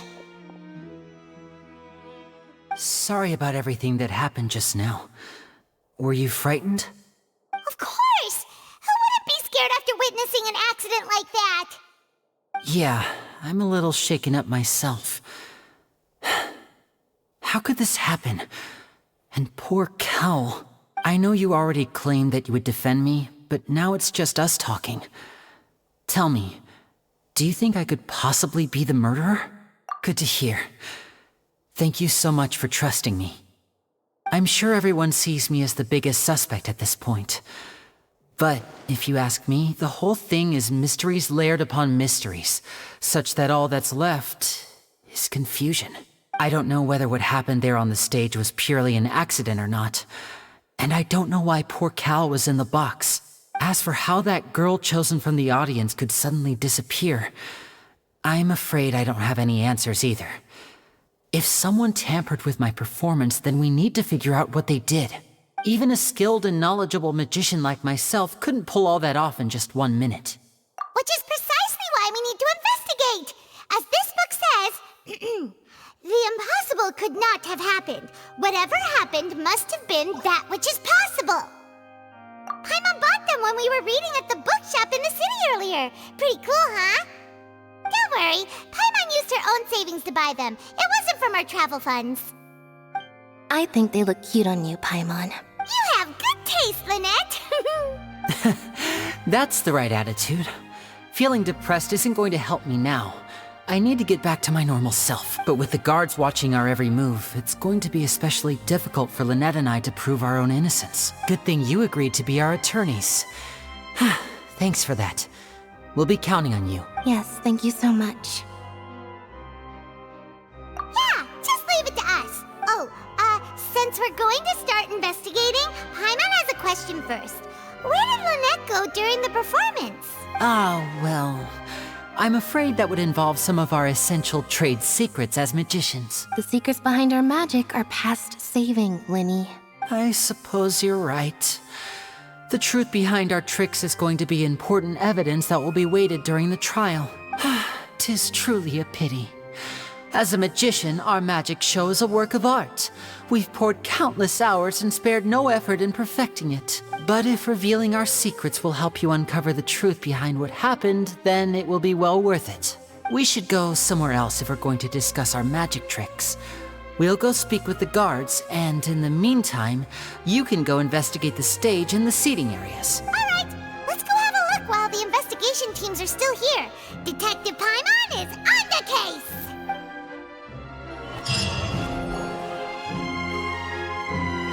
Hello, officer. How's the investigation going? I see. You must be the traveler that Lady Farina mentioned. Listen, I'll be perfectly honest with you. I'd avoid getting mixed up in this whirlpool of a mess if I were you. Huh? What do you mean? Come with me and you'll see. The deceased is one of Linny's assistants named Cal. Even though he hadn't joined the troupe long, he was hardworking and everyone generally liked him. The assistants are usually in charge of setting up and inspecting the props, as well as assisting with the show and keeping the crowd engaged. As you probably saw when you were in the audience, the water tank suddenly fell and smashed the box with Cowl inside it. This is the real mystery. We've already searched the scene and were unable to find any traces of the girl. However, if you look carefully, the box was positioned directly under the water tank. The ropes holding the tank were then burned by the pyrotechnics on stage, causing them to snap. All these factors lining up so perfectly makes it hard to see this as a mere accident. If anything, the more logical explanation is that the whole incident was intentionally planned, and Linny is the most likely person to have access to all these areas. But he doesn't have a motive. Are you both good friends of his? Well, you can't say we're good friends, but we've known each other for a little while. So in just a short time, he was not only able to win your trust, but even convince you to act as his attorneys. I know there's no such thing as magic. The real trick of a magician is holding the audience in the palm of their hand. I've seen a lot of cases, and I can tell you that people are the least reliable kind of evidence. Sorry, I tend to be pretty straightforward. Just know that I'm warning you for your own good.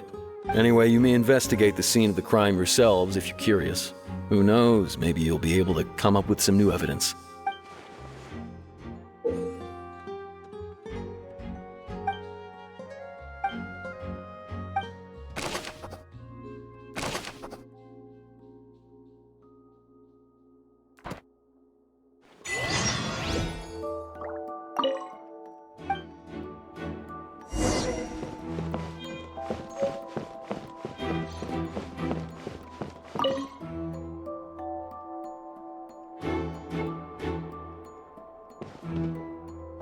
Go ahead, have a look around.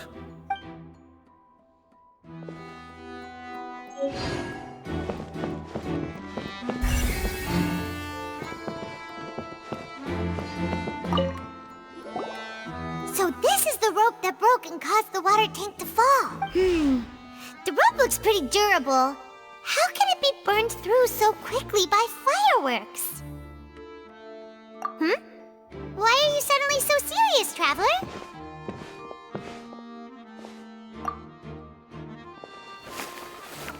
Whoa. Look! This bit is made from different material! Most of it was burned away, but there's still a little bit of it left. Huh. So if a rope meant to hold something was made with that kind of material in it, then that means... Wait! Why don't you write all this down? Let's take notes!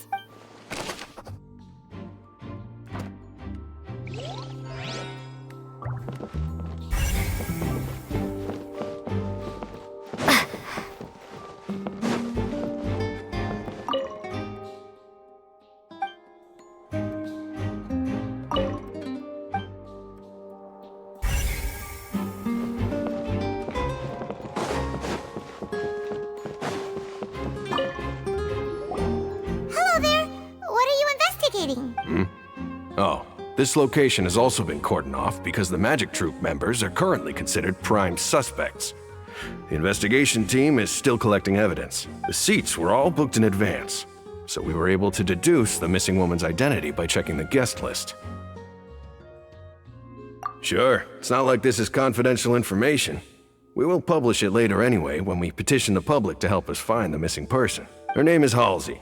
She's a painter from Fontaine who's made a bit of a name for herself. Apparently, she wasn't a regular at the Opera House, but she'd been feeling some pressure with her work lately, which made her decide to come see the magic show. The Magic Troop members all claim not to know her, and we have looked into her social connections.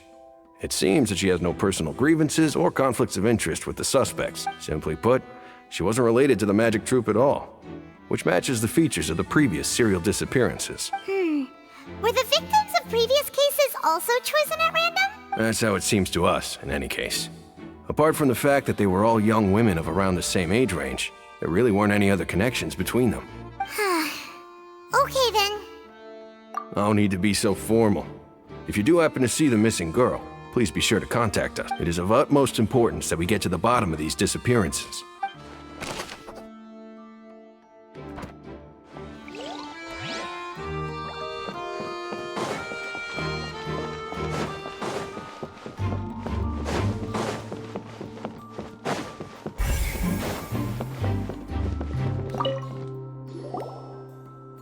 The investigation team has some new findings. Turns out there's an issue with the random number selector after all. See, I told you. What if the machine picked some big guy's seat? You think the murderer would have still made his move then? Sorry to interrupt, but we're helping Linny and Lynette with their side of the investigation. What were you saying about the number selector? There's something wrong with it? You're trying to help them? That'll be a tall order. Linny used the machine to pick a random member of the audience during his performance, right? The lucky girl that later disappeared. Well, we thought there might be a serious problem with the machine, so we had it taken away for further inspection. It turns out that the seat number it picked wasn't random at all. The machine picks that same number every time. I'm sure you already know that you have to make a reservation in advance to get a seat, regardless of whether it's a trial or some performance. In other words, Linny knew who would be sitting where from the very beginning. That much checks out. Linny reserved our seats for us too. Bet you see why I was saying it'd be tough to make a case for Linny. Even though it's bad for Linny's case, Paimon had better write it down.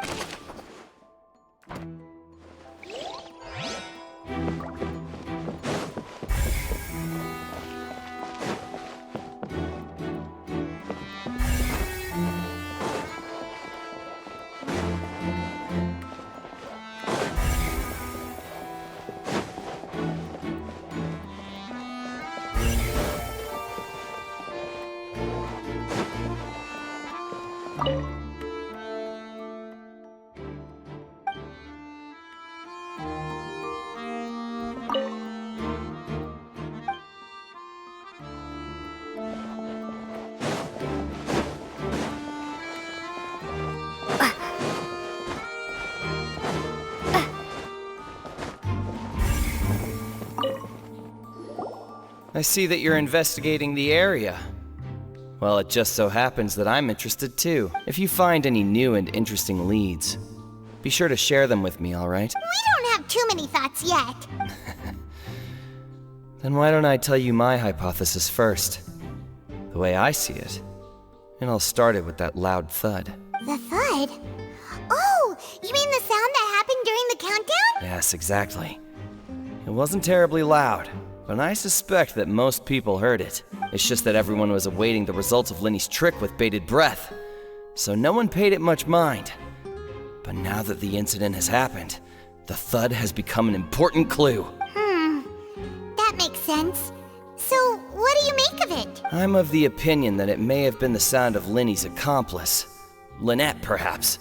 Jumping atop the water tank, or something like that. And when the pyrotechnics went off, she cut the rope, sending the water tank crashing down. But wasn't the noise we heard too loud for that? Perhaps the balance wasn't right, leading to a particularly rough landing. Oh, that's true. I suppose I must reconsider. That does remind Paimon, though. What was with that sound?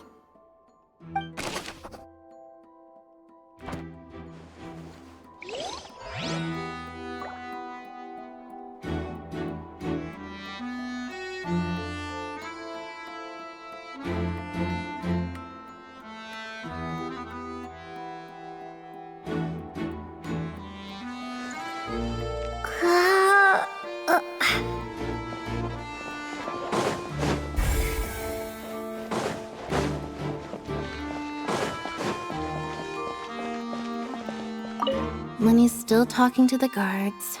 It seems he'll have a lot of explaining to do. I think someone will be assigned to monitor us later, but... Linny's still talking to the guards. I think someone...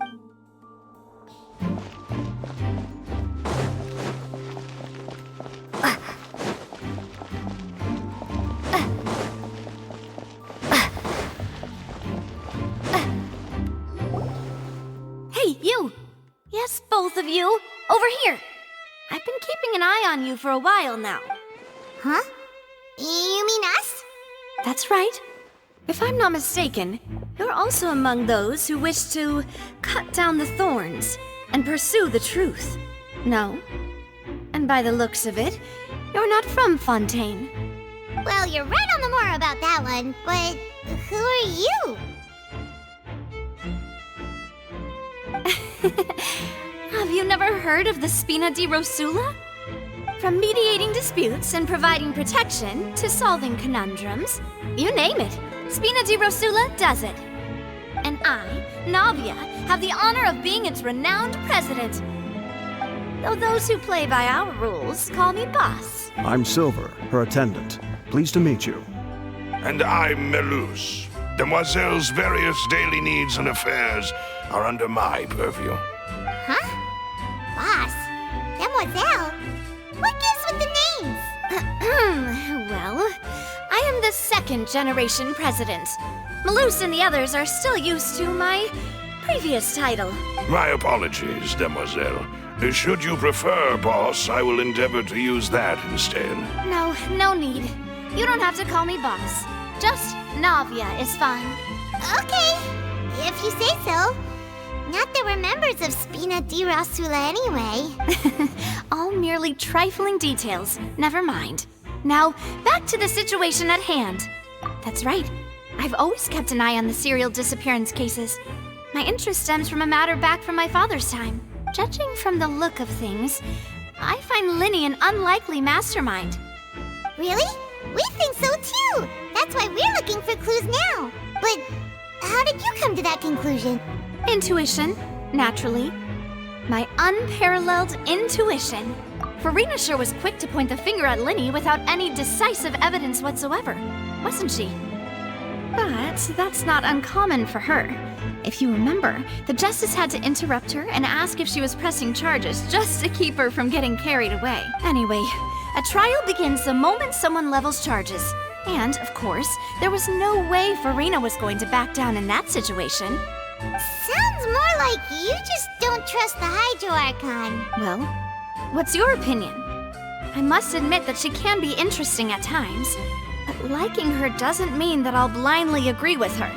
All right, I've answered your question. Now, it's time you answer mine. Wait a minute, did that answer count? Well, I say it does. But don't worry, you won't hear any pointless questions from me. In your opinion, do you think it's right to treat a trial like it's an opera? Well? And why would that be?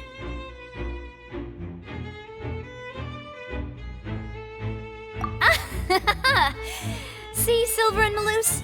I told you they'd be different. Most astute of you, demoiselle. I too think that the traveler's response was most excellent. No matter how wonderful the script or how fervent the audience's expectations may be, the trials that go on stage here must be based in fact. And if that can be done, boss, then... All right, that's quite enough, Maloose. Anyway, I like your answer.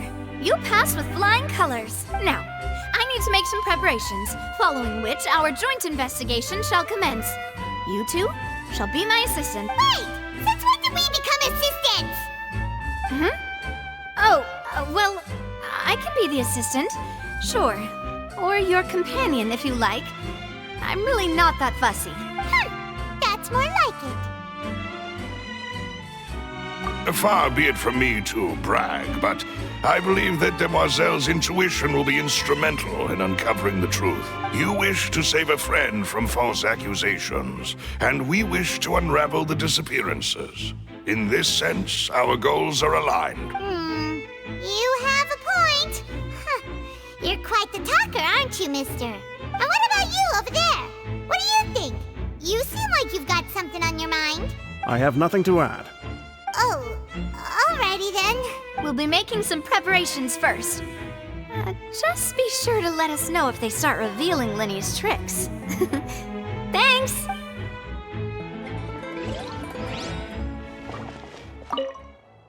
Speaking of that, I think magic shows would be very popular in I can see that. Maybe I should try to learn some magic. If I could make things disappear, cleaning my room would be... You need not worry about such things, demoiselle. That... Oh.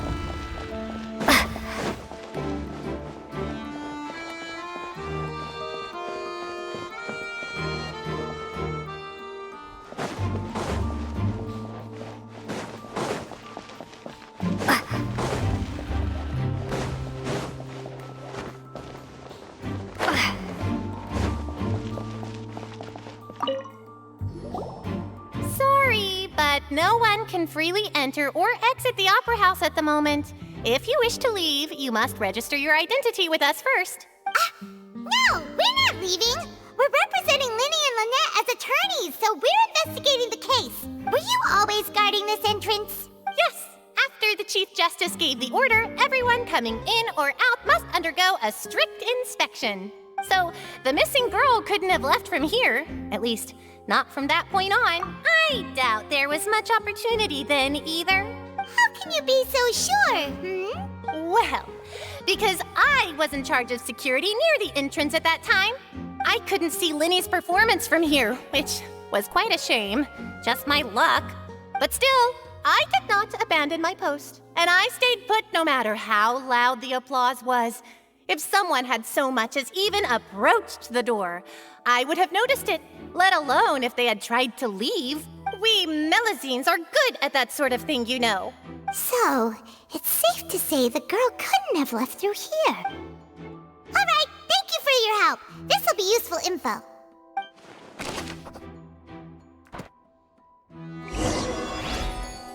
We've checked everything of note here at the performance venue. Paimon wonders knows how Linny's discussion with the guards is going. Let's go. Understood. Then I will be going with you. Just so you're aware, I will be monitoring your actions and making notes as necessary. Very good. Thanks for being so agreeable. I'd pull a rose out of my hat as a gift for you if I could. You may spare the pleasantries. I'm just doing my job. You've arrived. Who's this? Me? I'm Spina di Rosula's guardian angel. If you've got a problem, I've got the firepower. Sorry, I got a little carried away there. Call me Navia. I'm a partner of theirs, and will be helping investigate this whole situation. And these are my companions. Would you mind if they join as well? Fine by me. Oh, new helpers?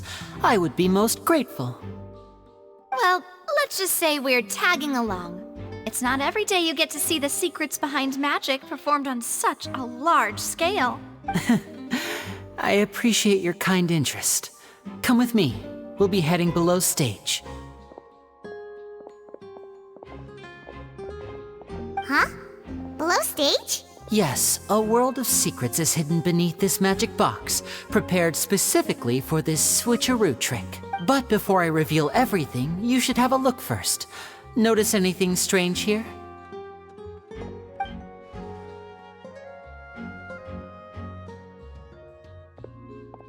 I'm not trying to be dramatic. Remembering the details of a trick will help you understand the methods used to perform it more easily. Huh. Weren't there balloons and other decorations here? Where did all that go? Ah, good eye. That said, you're still far from discovering the answer. The back? You mean the inside of the door? What's different about it? Paimon didn't notice anything. Very good indeed. I thought you might not be able to catch that, given that you were sitting in the first row. The back of this door was patterned. Those patterns are now gone, replaced by a smooth wooden board. So, if you put 2 and 2 together, what do you get? Exactly. All right, let's go. I'll tell you how it works as we head down. Oh, so there was a passageway under the magic box! I knew you'd figure out most of it as soon as you saw this place. The 2 magic boxes are positioned right above the 2 entrances of the tunnel. See this flatbed trolley? The box with the lucky audience member in it would be shuttled over to the other side using the trolley. This trolley can raise and lower and even rotate, ensuring that the box will face in the right direction. I see. So that's the purpose of the box inside another box. Precisely.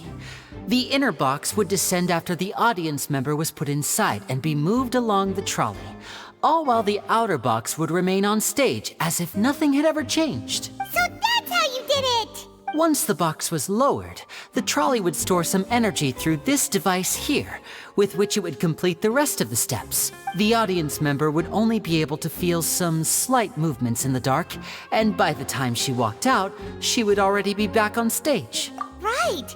You were talking that whole time, and you even came out for a moment near the end! Ah, yes. A phonograph operated by Lynette was used to achieve that effect. My assistant and I had already scripted our conversation beforehand. When the countdown began, I had already gone to the opposite box via a tunnel using that ladder. And what about Lynette? Where was she? I was in the mezzanine space in the back of the box.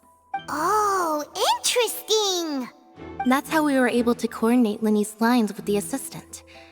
And, by the way, I was the one who walked out of the box at the end. I mean, we are twins. All it takes is a change of clothes and no one can tell who's who. And that's my favorite part of this trick. Only Lynette and I can perform it. So that's how it all worked! Wow, every detail you revealed was more amazing than the last! Lynette would briefly walk out of the box and then go back in, jumping into the tunnel and escaping before the box on the trolley could finish ascending. And then I walk out of the other box in the audience area, and the trick would be complete. The operative word here being would. But as you saw, Cal was in the box, not our audience member. She, on the other hand, mysteriously vanished. We really don't know how that happened. If not for that interlude, this would have been an astonishing trick. I probably never would have figured out how you pulled it off. And yet, to think that someone was able to use this magic trick to commit a crime. Could we have a look around? I think we can come up with some more leads. This is the scene of the crime, so Linny and Lynette are not permitted to stay here. I'll escort them back up. Yes, of course. No need to be so strict now. I won't disappear into thin air, you know. Thanks, everyone. We're counting on you.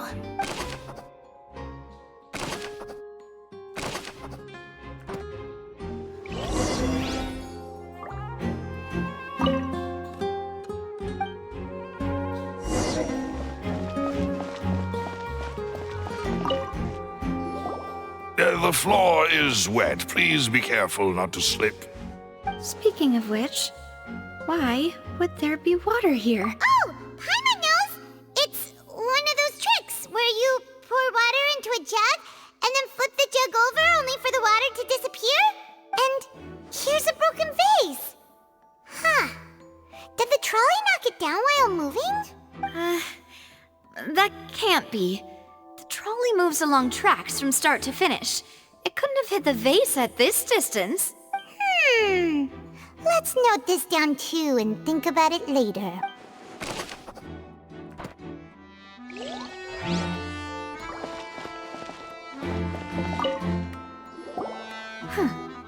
What's this? Looks like a hook tied to the end of a rope. Huh? There's all kinds of odds and ends here. Perhaps it was a prop for a different trick. But why would it have been left here? Whatever it is, let's make a note of it first.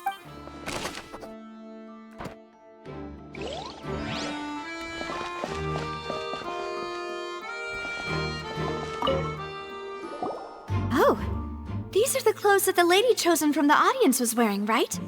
Her clothes are here, but she's nowhere to be found. Right. And do you really need to do that if you're kidnapping them? Ugh, this is so confusing. Paimon doesn't want to be a detective anymore.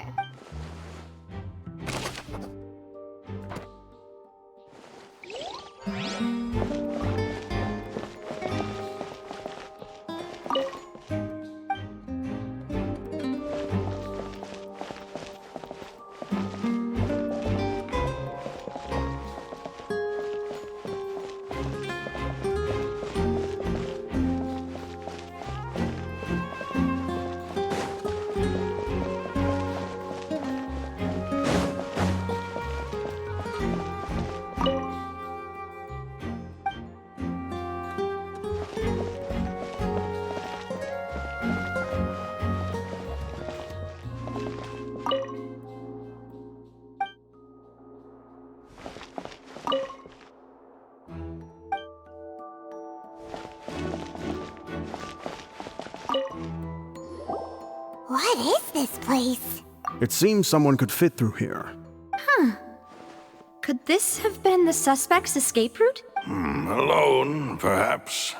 But if they had to pull another person with them, this space would be too narrow. But there are no other ways in or out of here.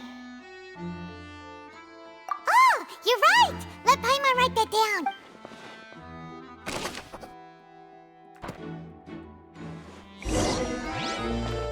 Seems we're just about done investigating down here.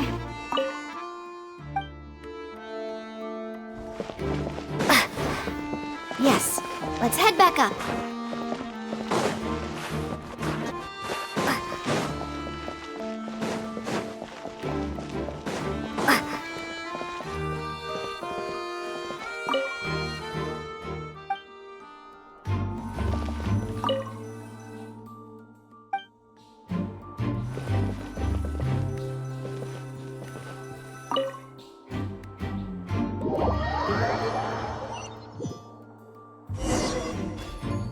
Well, we've ascertained the state of the crime scene. Let's find a place to sort out our findings once Malus returns. It seems to me that there are several things that don't add up here. Apologies for the wait, demoiselle. So, what did the guards say? Did the criminal escape through the vent? They believe the odds of that are very low, since the vent leads to the Opera House's basement. The guards have checked the area carefully. No one left through the basement during the performance or after the incident, and no one was found hiding there. So the tunnels become like a secret chamber then. You know, like the kind you usually see in novels. The plot thickens. Halsey's disappearance and Cowell's death are both quite inexplicable. No wonder Farina was so confident in her accusation. All the current evidence points toward Linny and Lynette. In other words, the charges are very likely to be upheld unless we make some considerable progress. Charges and then trial. So if the charges are upheld, they'll announce a sentence? That's right. This is how a trial goes in the Opera House. During the proceedings, the Chief Justice and the Oratrice will hear statements from both sides. That's right. This is how indemnitium is produced. The statements from both sides, the defenses from attorneys, witness testimonies, and even the audience's emotions will all be projected on the Oratrice. To put it simply, it's as if the Oratrice has its own will, and is a judge in its own right. This also precludes any kind of favoritism on the part of the Chief Justice. Not that this has ever happened anyway. Once both sides have finished speaking, the Chief Justice will make his final decision. This, too, will be used by the Oratrice as a reference. Then, finally, the Oratrice will be consulted by officials. The result it returns is the will of justice itself. Huh? So that machine is the one that actually decides?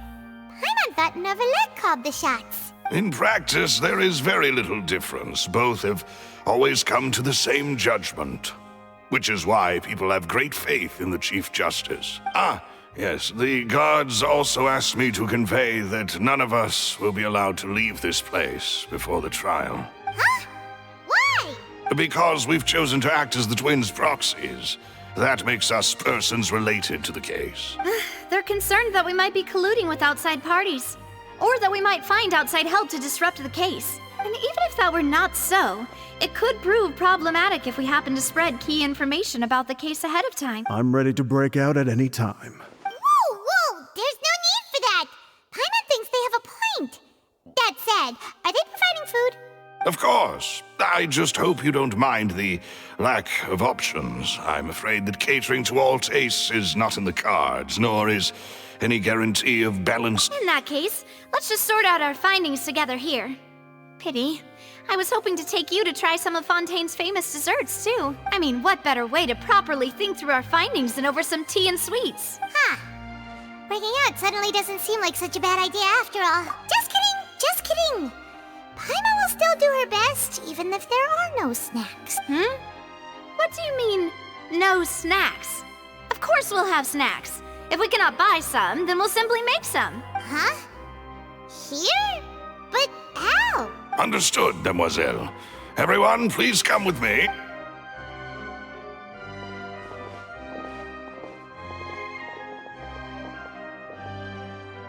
Wait, you're carrying a portable stove with you? Yes, I must be prepared to meet the demoiselle's baking needs whenever the fancy strikes her. I have eggs, sugar, and almonds at the ready. Good work, you two. Then I'll get to it. Please sit tight for a moment. You'll get to taste my awesome snacks soon enough. These three are quite the interesting group.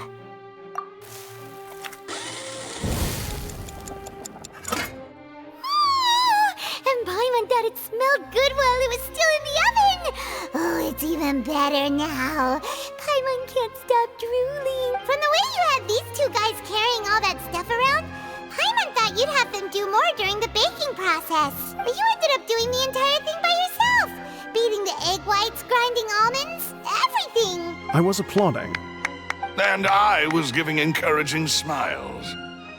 Paimon was just thinking. Aren't you worried about getting your fancy dress dirty, beating egg whites and baking like this? Well, I don't think it's carved in stone anywhere that fancy ladies can only read books, sip tea, ride horses, and play the piano. I just really enjoy making snacks. Don't underestimate beating egg whites, by the way. It's a real arm workout. You also need to beat them to just the right consistency, or your macarons will crack. Anyway, give these a try, fresh out of the oven. There's 3 for each of us. Only 3? Well, Eating too many sweet treats might send all that sugar to your head. You wouldn't be able to think clearly about the case on a sugar rush, would you? Tea is ready to be served as well. This is Demoiselle's favorite, strong black tea with a floral fragrance that clears the mind and lifts the spirit. No need for concern. I'm merely doing as I should.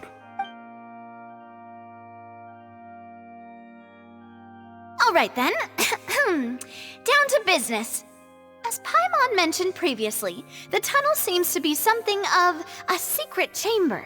However, we can assume that Linny and Lynette were not alone within it. Some criminal also occupied its sealed confines. The magician twins could have committed the crimes, of course, but they lack any logical motive. Exactly! Why would they do such a thing right when everyone was watching?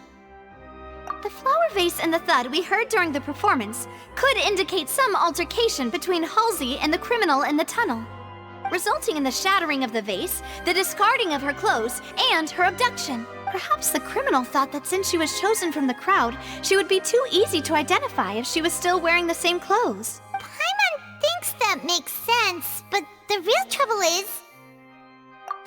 True. None of the clues we found thus far support the existence of this third person, but the only people left to consider are both technically victims, whether it's the missing girl, Halsey, or poor Cowell. Huh. Could Halsey have secretly made modifications to the magic props in order to murder Cowell before making her escape? That's right. And even if she had tampered with the setup, she would need to understand the entire trick to pull it off. Nor does she have any motive. The guards said that she has never had any dealings with the Magic Troop's members. Were we not thorough enough in our search? From the sound of things, this is turning into an impossible case. Your macarons are amazing though, Navia. They smell great! They're nice and crisp and super sweet! They are my specialty after all. And I see you've already had 5 of them. What? 5? Oh, that can't be right. Paimon only counted 3, honest! Please don't worry about it. At my age, a few less sweets might actually be a good thing. No. Being greedy is one thing, but Paimon knows how to count. Besides, Paimon knows that if she ate too many, then others wouldn't have enough.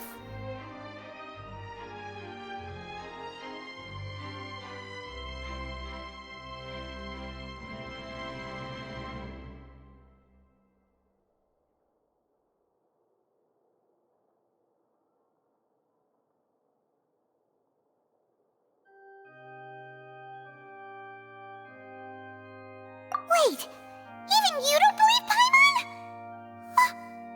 How could you? If Paimon ate those 2 extra macarons, then may they turn into stone in her stomach! All right, we get it. Well, I suppose one of us might have gotten too engrossed in our chat and eaten them by mistake. No big deal. Maloose, set up the stove again if you would. Huh? What are you doing? Making sure everyone gets 3 macarons, of course. Exactly. We don't want to trouble you.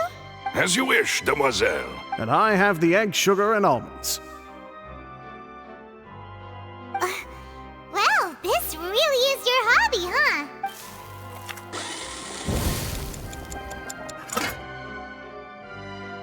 Well, that's it for snack time.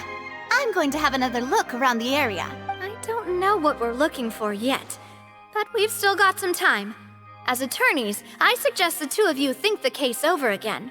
It would be awkward if you got all tongue-tied on stage during the trial. All right, thanks for your help and for the snacks. It was nothing. A small task for the Spina di Rosula. Silver, Maloose, it's time to go. I'll be back if I find anything new.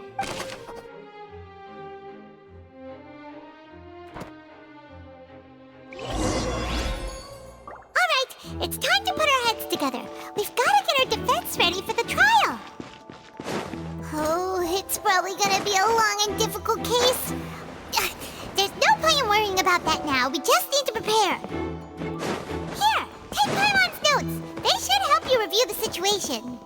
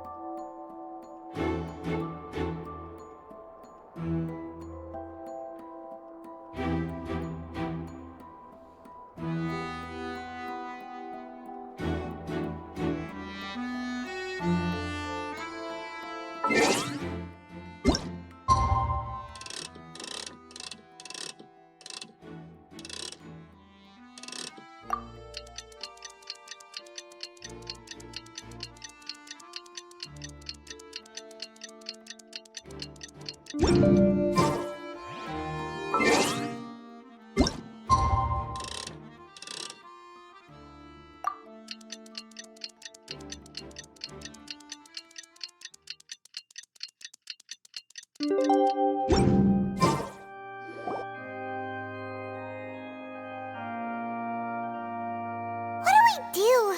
The whole situation is so confusing. Good plan. Impossible things don't just happen. We'll get to the truth one way or another. Just relax. Even if everyone else suspects Lenny and Lynette, at least we will be supporting them from the stand. Besides, I doubt Farina understands any more about what happened than we do. Thanks, Navia. Well, we'll be going then. Best of luck to you.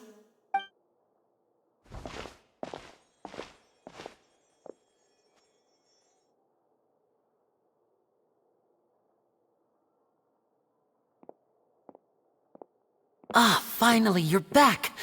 Well, how did your investigation go? To be honest, you might be disappointed. No. We're already very grateful that you were willing to help. Well, now, don't you all look disappointed. Don't tell me that your investigation came up empty-handed. That was to be expected, of course. The guilty can never produce proof of their innocence. But don't let that stop you. I shall be terribly disappointed should you, my most anticipated foe, concede so easily. Since both parties are present, I declare that the trial regarding the magic show incident is now in session. Firstly, in order for the audience to understand the causes and results of the incident, could we please have Mr. Linney explain the trick? Yes, of course. I will explain while Lynette demonstrates on stage. All the necessary items have been prepared. Thank you, Mr. Linney. In that case, I take your statement to be that you ran to and remained hidden within the magic box in the audience stands once the trick began, and thus could not have committed the crime. Is this correct? Yes, that's correct, Your Honor. In that case, I call upon the prosecution. Lady Farina, do you wish to refute his statement in any way? Why, of course I do. Allow me to take the first shot and break this case wide open. Mr. Linney is clearly lying. There is no way you could have been in the box the whole time if you were to abduct Halsey and murder Cowell. In fact, I'd say you were hardly in that tunnel at all. That is simply your hypothesis based on the presumption that I'm guilty. Oh, is that so? And if I may ask, what did you hear while you were inside your box? The roaring countdown of the crowd, of course. That's how I kept track of the time and built anticipation for the finale. And you didn't hear anything else at all? Nothing that might leave an impression of any kind? No, nothing. I see. But when the count reached 30 seconds or so, there was a thud. One so loud that I believe practically everyone heard it. Huh? Hey, hang on. Something's not right here. Yeah, I'm sure he could have heard a noise that loud from inside the box. I was right by the box, and I definitely heard the thud. Look at those scales. Could those mean... Well then, ladies and gentlemen, allow me to use the words of the magician himself. You never know what can happen in the blink of an eye. Indeed, it seems his alibi can also collapse in the blink of an eye. Of course, I have armed myself to do far more than smash your alibi. Confidence cannot go unfounded, and my foundations are rock solid. Tell me, aren't you and Lynette actually from the House of the Hearth? The House of the Hearth? No wonder they did something like this. So the serial disappearances were the Fatui's doing. Now it all makes sense. I've got a feeling that what happened on stage probably wasn't just an accident. That's irrelevant. Our identities have nothing to do with what happened. Indeed. Then perhaps you could tell us everything that happened during that 1 minute. Your first priority is to prove yourself innocent after all. I'm sure there is little that needs to be kept secret now. Unless your script already has holes in it. The Outlander is speechless. My, oh my, don't they look flabbergasted? Now comes the infighting and discord, I suppose. This was almost too easy. Oh, good thing I made all those preparations. Seems the all-nighter I pulled last night is really paying off. Hey, Linny! Why didn't you tell us this before? Order! Order! Mr. Linney, allow me to re-establish the facts. Lady Farina has raised 2 points. First, when the thud was heard in the Opera House, you were neither in the box nor the tunnel. Second, you and Ms. Lynette are both members of the House of the Hearth. Are these claims true?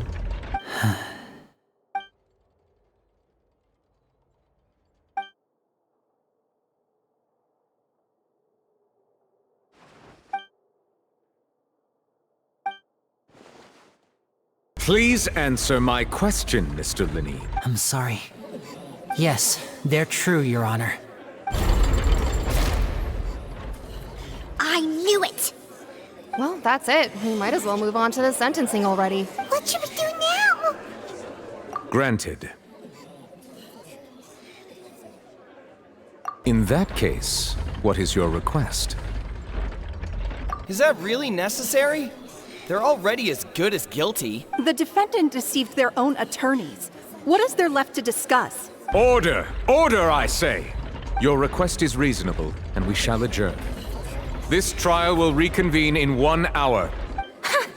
So you would stick to Mr. Linney's defense even after knowing what you do now? You certainly have more professionalism than I thought. In that case, my dear audience, let's allow the joy of victory to steep for a little while longer.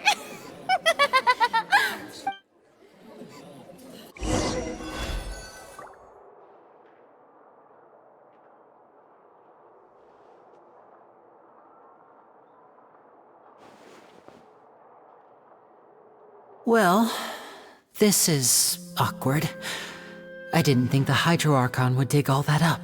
I'm sorry, Traveler and Paimon. Yeah, sorry. Paimon doesn't know where to start. We trusted you two. We based our entire reasoning on the assumption that you weren't bad guys. Not to set the wrong tone or anything, but Paimon's really mad! I'm very sorry. I know you're angry, and reasonably so, but please, let me explain. I know you've clashed with the Vitui several times before. I wouldn't be surprised if just hearing the word is enough to make you upset. But our organization is very, very large, and the Harbingers have very different personalities and goals. Right now, we want to save people. As many as we can. That's right. I'm sure we're on the same page when it comes to this nation and the disaster that its people might face. I knew if it weren't for our respective identities, we could become good friends. That's why I didn't wish to flat out lie to you, but chose to hide some details instead. The truth is very important, but being completely transparent about everything would see us spending more effort than we need to. Right. So, you be the judge. Heck, if I were you, I fear that I'd even struggle to trust me at this point. You met a Fatus who works as a magician, a trickster by trade. All by coincidence, too. But still, I'm asking you to trust me. I am no criminal. At least, not in this case. Sorry. Please forgive us. Well, you both say that, but... Right, let's hear your answer first, and no lies now! Of course. I'll answer any question you ask. We've been trying to find out how the Oratrice operates. We want to know why it has a consciousness. Why can it deliver sentences accurately? During our investigations, we learned that the machine's core is beneath it. From that moment on, Lynette and I have been designing this box swap trick, with the objective of getting close to the core. Is that why you needed a whole minute? That's right. In truth, the audience would take about 75 seconds to count down from 60, while I would only need 15 to get to the opposite box. So, after jumping into the tunnel, I accessed the Opera House basement via the vent, and went to investigate the room in which the core is stored. That air vent was created during the construction of the tunnel specifically to execute this step. Well, nothing. As soon as I reached that room and was about to investigate, I heard someone's voice. Which should have been impossible, of course. I was quite certain that I was the only one in the room. That voice seemed to recognize me and tried to speak to me. I chose to err on the side of caution and retreated the way I came. On the way back, I saw the broken vase and the clothes on the ground, but the countdown was almost finished, so there wasn't time to give it any thought. After that, the homicide occurred just as you saw. Well, that explains why you didn't hear the thud. Because of that prophecy I told you about, of course.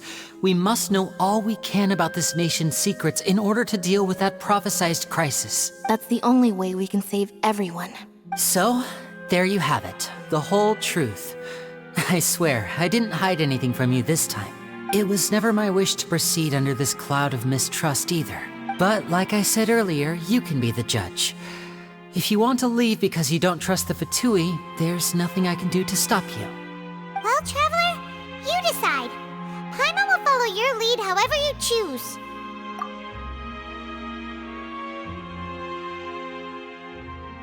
Okay, thank you. Thanks for giving us a chance. The current problem is that the scales are tipped pretty badly against you two. If we want to refute the Hydro Archon's accusations, we're gonna need a seriously watertight defense, huh? Oh, Paimon thinks she gets what you mean.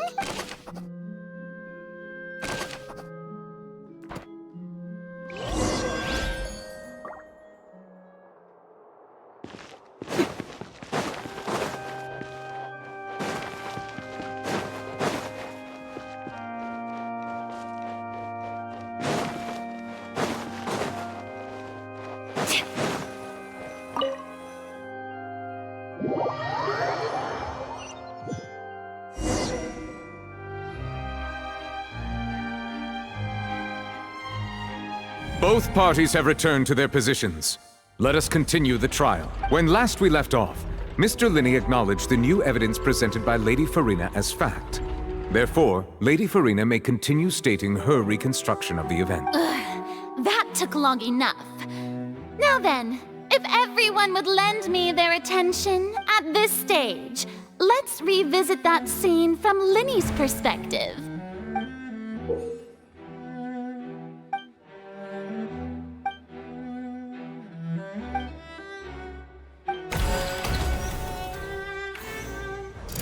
As the countdown began, he entered the tunnel. When the flatbed trolley passed, he opened the box and got into an altercation with Halsey, which he did not realize that this sound could be heard by everyone in the opera house, which is why he claimed earlier that he could not hear the sound. Finally, he used the vase to knock her out, before making her change clothes to prevent others from recognizing her. At this time, Cowell arrived in the tunnel, having heard that strange noise, and caught Linney red-handed. So Linney proceeded to knock him out too before stuffing him into that box. Afterward, Linney passed the unconscious Halsey to his accomplice through the magic box in the audience stands, before operating the devices such that Cowell's death would be ruled an accident. And there you have it. That's the truth behind what happened. Does the defendant's side have any objections to Lady Farina's description of the events? The key to refuting Lady Farina is the order of events. What Linney experienced and what he saw.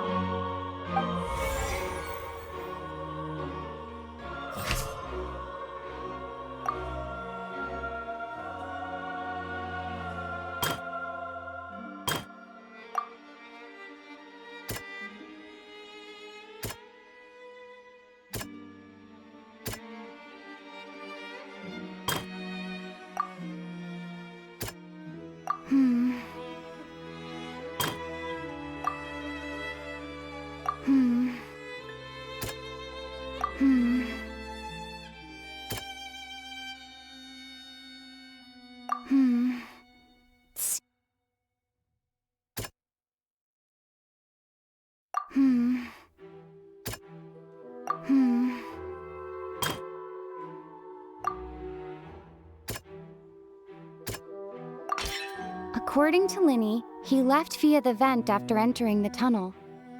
He couldn't have had that altercation with Halsey.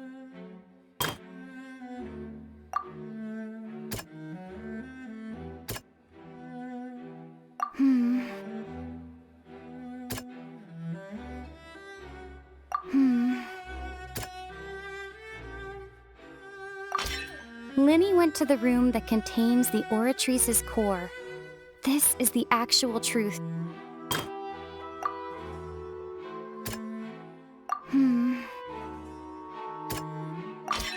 Linny did not take part in the underground altercation. He only witnessed traces of the aftermath. Attention! Ace Detective Paimon has something to say! When the countdown started, Linny did indeed go into the tunnel.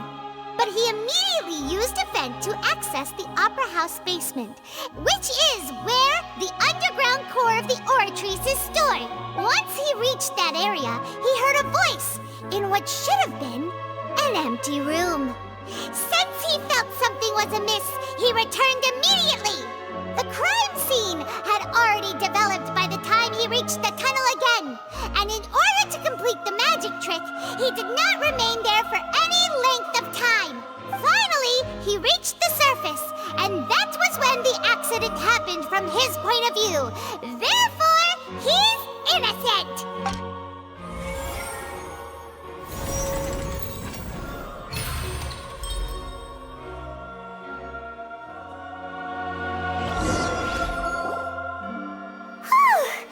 Paimon did it! Paimon actually managed to say all that! Wasn't it awesome? In other words, you believe that he knew nothing of the incident? That's right! My reasoning?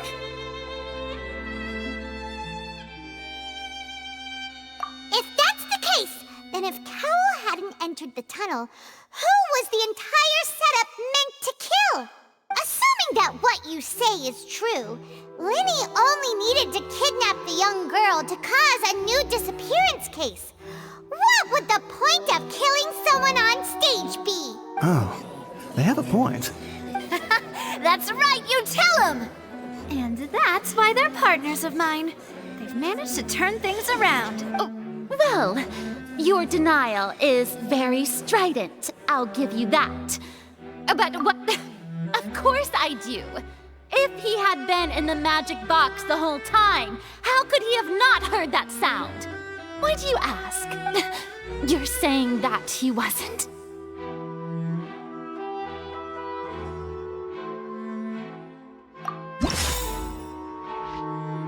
Are you sure we don't need to give this more thought?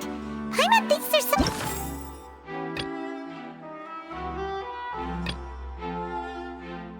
Are you sure we don't need to give this...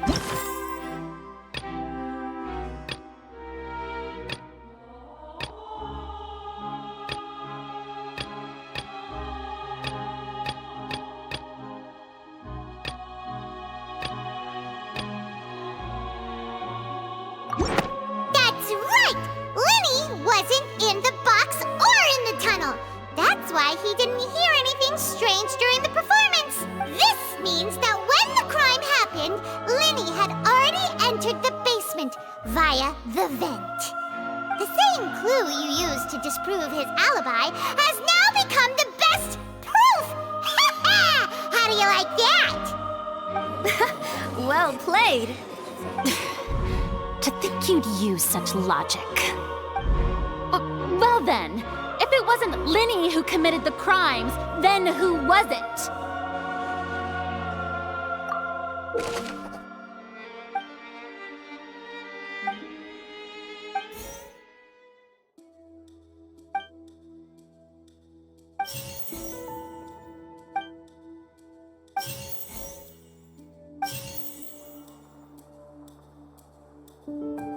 Could there have been a third person?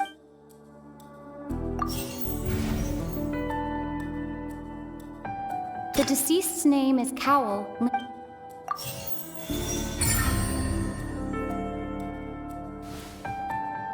Huh? That can't be right. Are you serious? The killer was, in fact, Cowl, the deceased!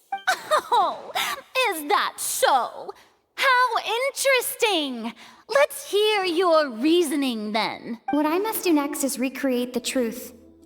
What Cowl did, and how he went from would-be perpetrator to victim. The deceased's name is Cowl. The sound we heard may have come from a... It would have been tough for both people. Linny was not in the tunnel.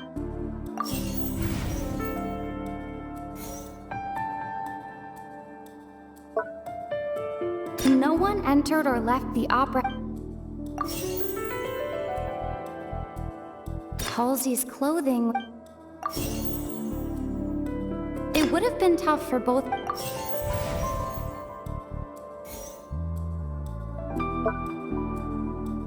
Linny was not in the tunnel.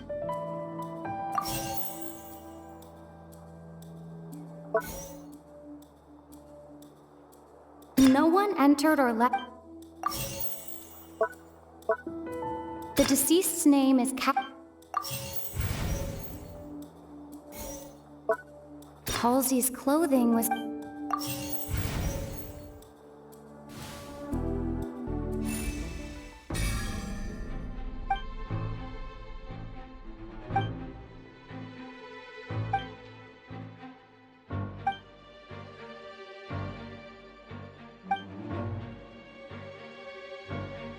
What's wrong, Traveler? Are you still having trouble figuring things out?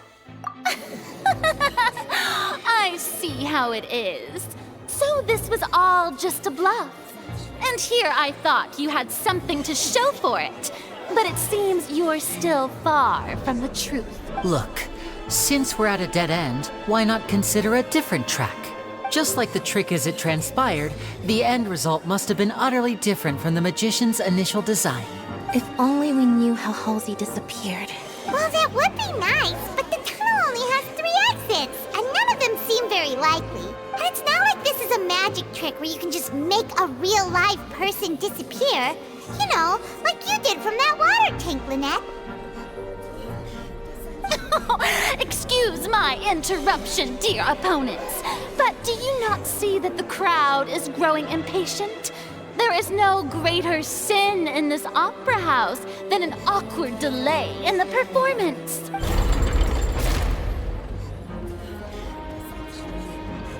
If the defense is unable to make further effective arguments, we will move on to the next stage of the trial. Linny was not in the tunnel at that moment. The sound we heard may have come from a clash between the missing Halsey and the deceased's name is Cowl. No one entered or left. The vase was not broken.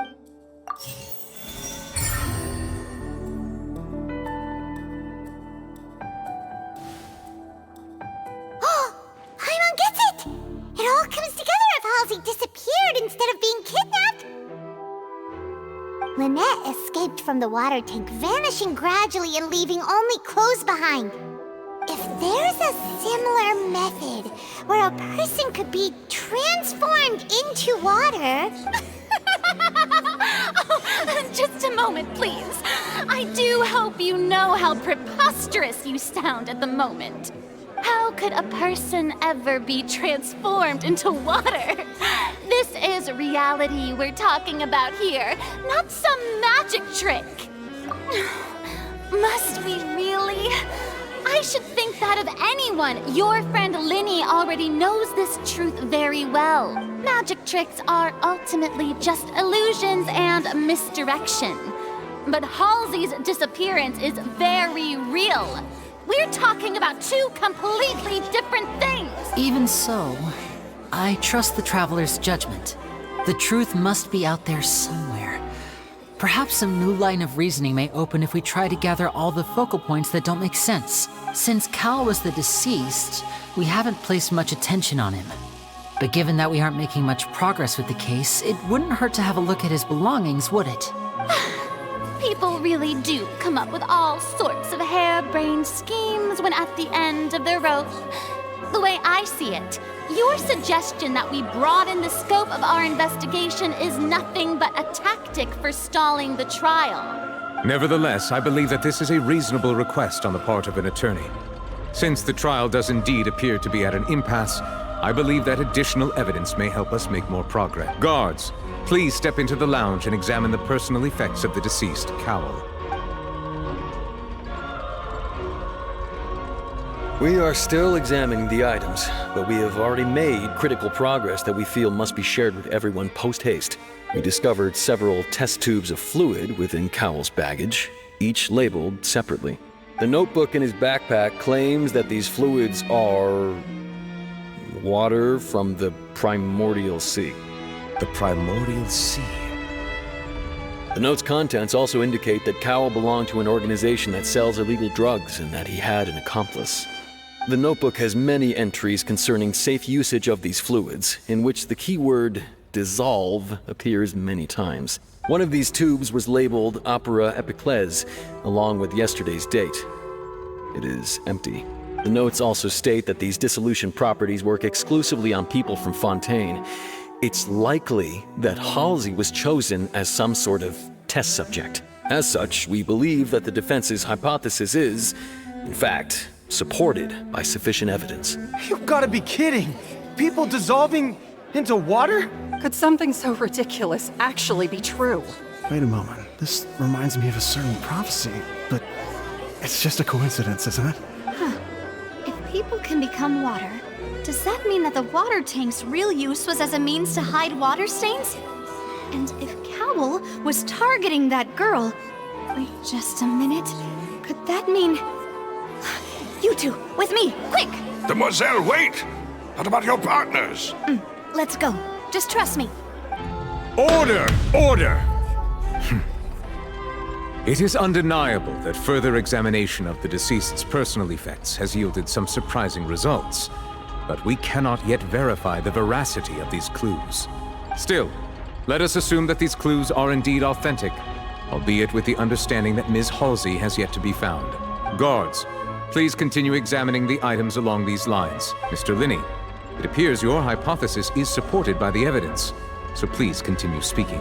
Of course. Thank you, Your Honor. If we uphold this hypothesis, I believe that many of this case's seemingly unrelated clues can be connected together. Right! Like the metal hook! That one didn't make sense at all. Let's think about this. Cowell's methods must have something to do with that water from the primordial sea.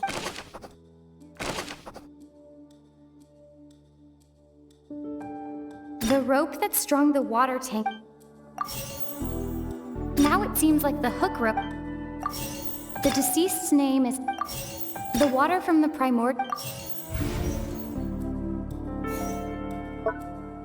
The water from the primordial... The rope that strung the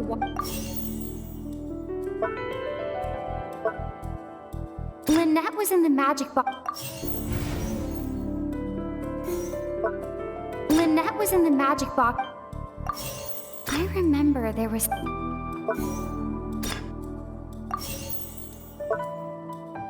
The rope that strung the... The deceased's name is... The water from the primordial...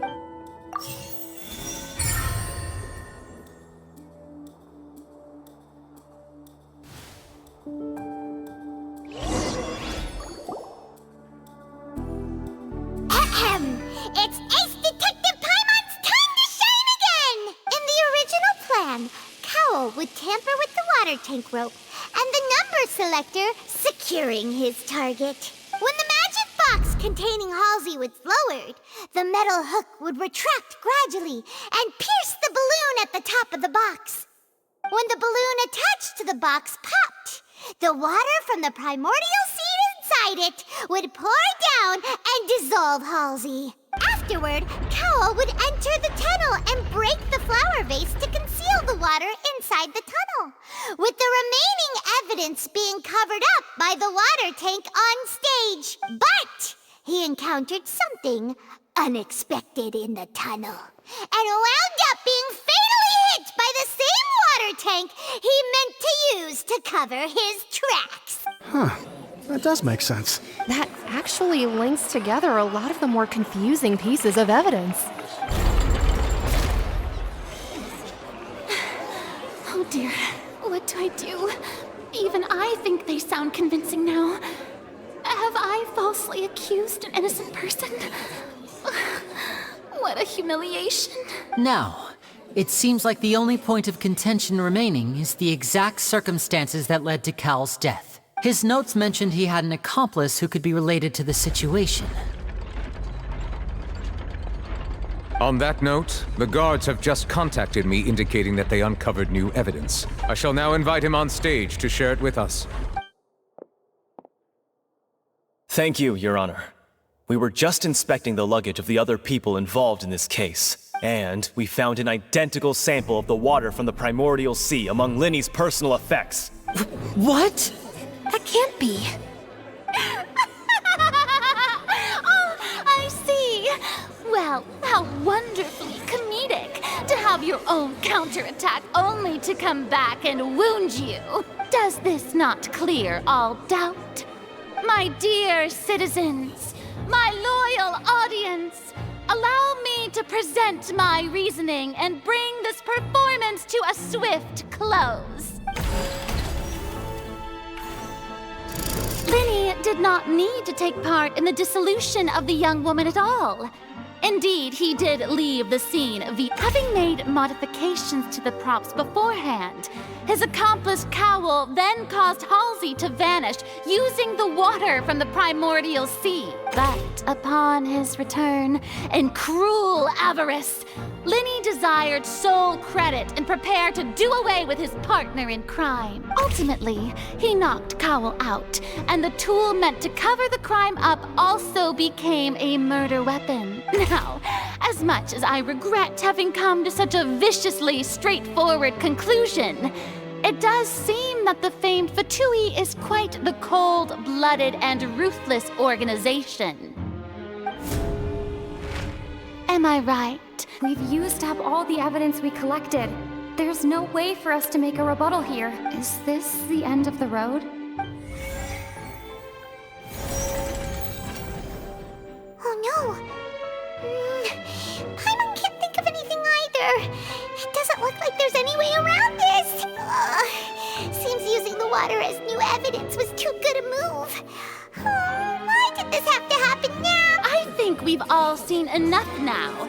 And we have ample witnesses to my flawless reasoning. I believe this is indeed the finale. Now then, my good, noble Chief Justice, should we not, in your view, move... Excuse me, everyone, but I must interject. Miss, I must ask you not to shout and to respect the ongoing legal proceedings. Oh, come on. Don't be hasty. I have a good reason for interrupting, you know. Now, would anyone here like to take a little break from all this debate and see a little magic? I'll show you an amazing trick. One that can bring a young woman who has disappeared back in the flesh, right before your very eyes. Please, do the honors, Mr. Linny, if you would be so kind. What in the world is she saying? No offense, miss, but miracles like that are beyond my scope as a magician. Come on now, don't be silly. Magic is all about misdirection, isn't it? It often conceals the truth while presenting a fascinating illusion. But once everyone believes the illusion, can't magic reveal the truth to them once again? And wouldn't such a trick be the most marvelous finale to today's performance? Come on, Linny and Lynette, give it another go. Don't worry, Spina di Rasula has made the necessary arrangements on your behalf. But as the magic makers and stars of the show, I think I should leave the final performance to you. I understand.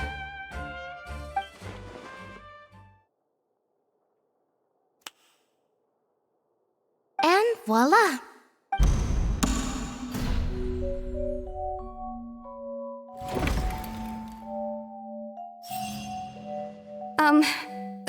Sorry for the interruption. Wait, isn't that Halsey? So the whole thing about people dissolving wasn't true after all? To be clear, I'm only here because this person told me that if I testified, the merit of doing so would lessen my sentence. I was hiding outside this room listening to the proceedings because I was afraid that I would be the one put on trial. I was just feeling happy that no one had noticed me, and then before I knew it, she caught me. That'll teach you to underestimate us three. Where should I begin?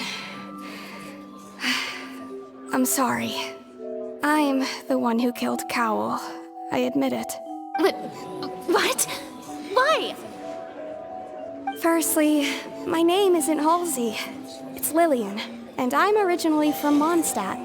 I heard that Linny's show was gonna be a real thriller, but I missed the chance to buy a ticket, so I stole one. That's how I make a living. I steal stuff here and there. And I'd never been caught before. But I was noticed at the harbor a few days ago, and I barely got away. Linny was the one who caught me in the act. Hey, no wonder you look familiar. So you were the thief! Liddy even mentioned that you were pretty skilled.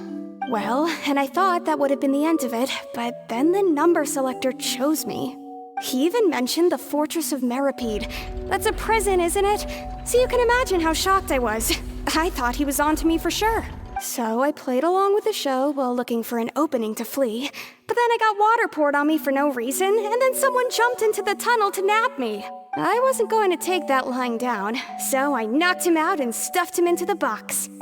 There was nowhere to run from there, though, so I had to change my clothes and hide in a box containing performance costumes. I slipped out after the first guard arrived at the scene and continued hiding inside the opera house. Can a person even hide in there? But I swear I didn't know that the water tank would fall down. Really, I swear it. Had I known that, I wouldn't have put him in the magic box. I may be a thief, but I'm no killer. Well, that makes everything pretty clear now, doesn't it? This time, we need to tell the entire story from Lillian's perspective.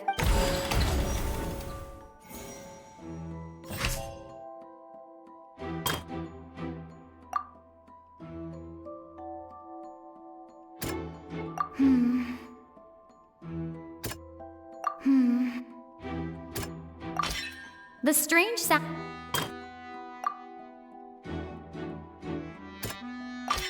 The flower vase was not broken to cover anything up, but was smashed during the. Lillian was afraid that she would be recognized if she left, so she changed clothes and hid, biding her time. Just what.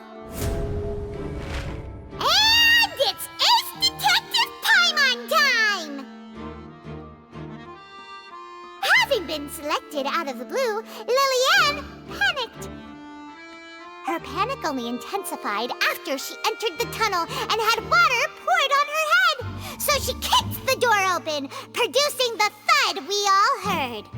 Hearing the commotion, Cowell leapt into the tunnel, only to discover that Lillian had not dissolved.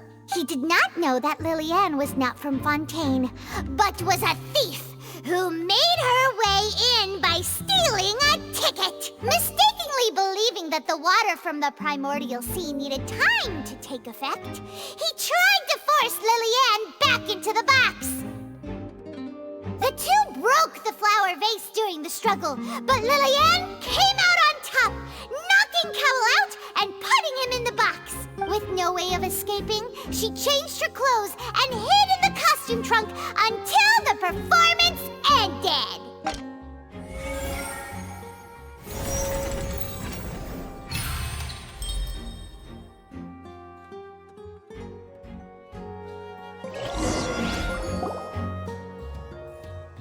She knew that she would have to go through guard inspection if she tried to leave afterward. So, she has been trapped in the opera house these last 2 days. She had already become desperately hungry by the time we were chatting over macarons. So, she swiped 2 of them right under our noses.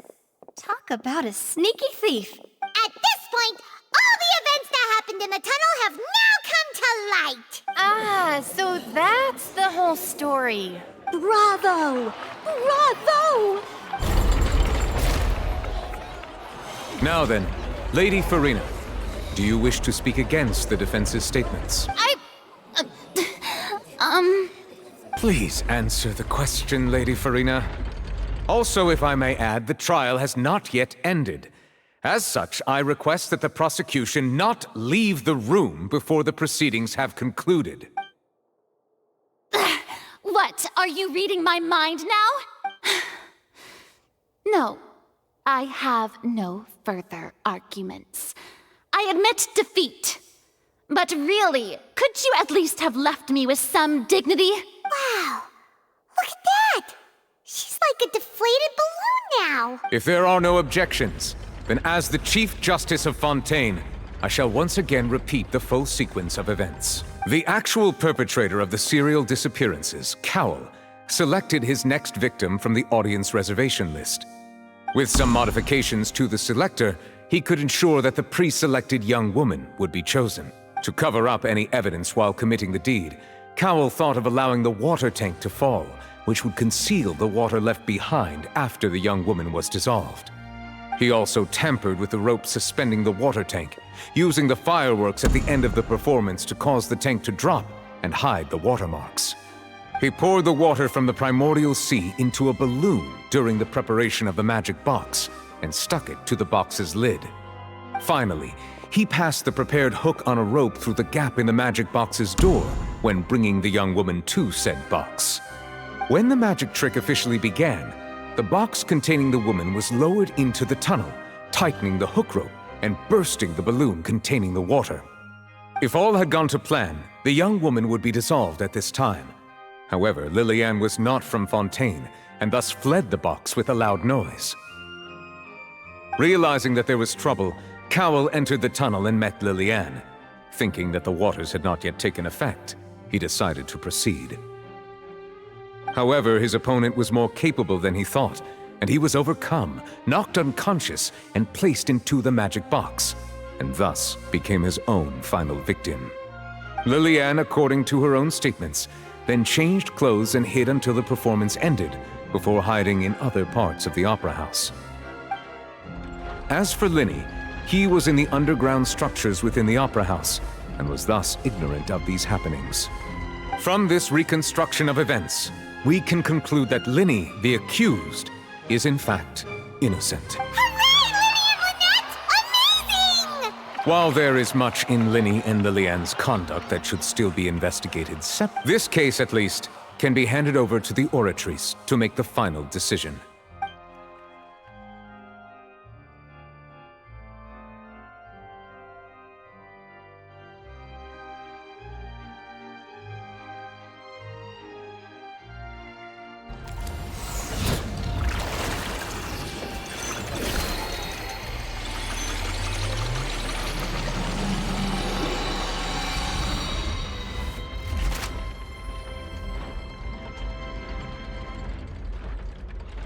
As such, Linny and Lynette are officially declared not guilty.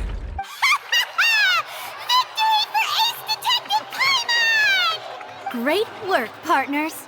Thank you all. Thank you so much. Next, I think we deserve an explanation, Guard Vaughn. How did you find the water from the primordial sea in Linny's baggage? Right! Your discovery caused me to make a serious mistake, you know. Or was that not a discovery, but false evidence that you dared to bring before this court? I suspect that the accomplice mentioned in Cowell's notes was not Linny, but you, yes?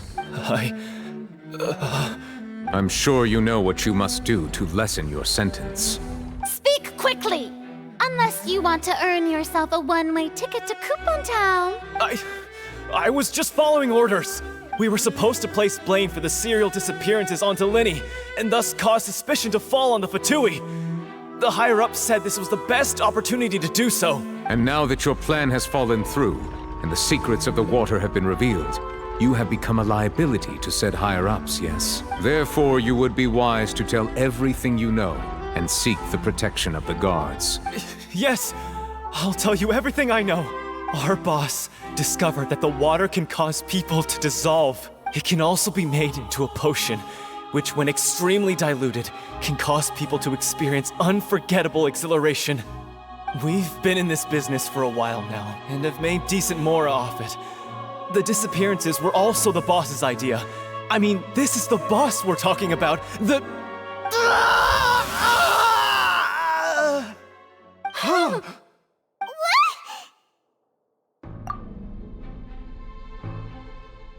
And now he can no longer talk. Such ruthlessness. I shouldn't have expected any less of them. An outrageous act. All present, please submit to inspection immediately.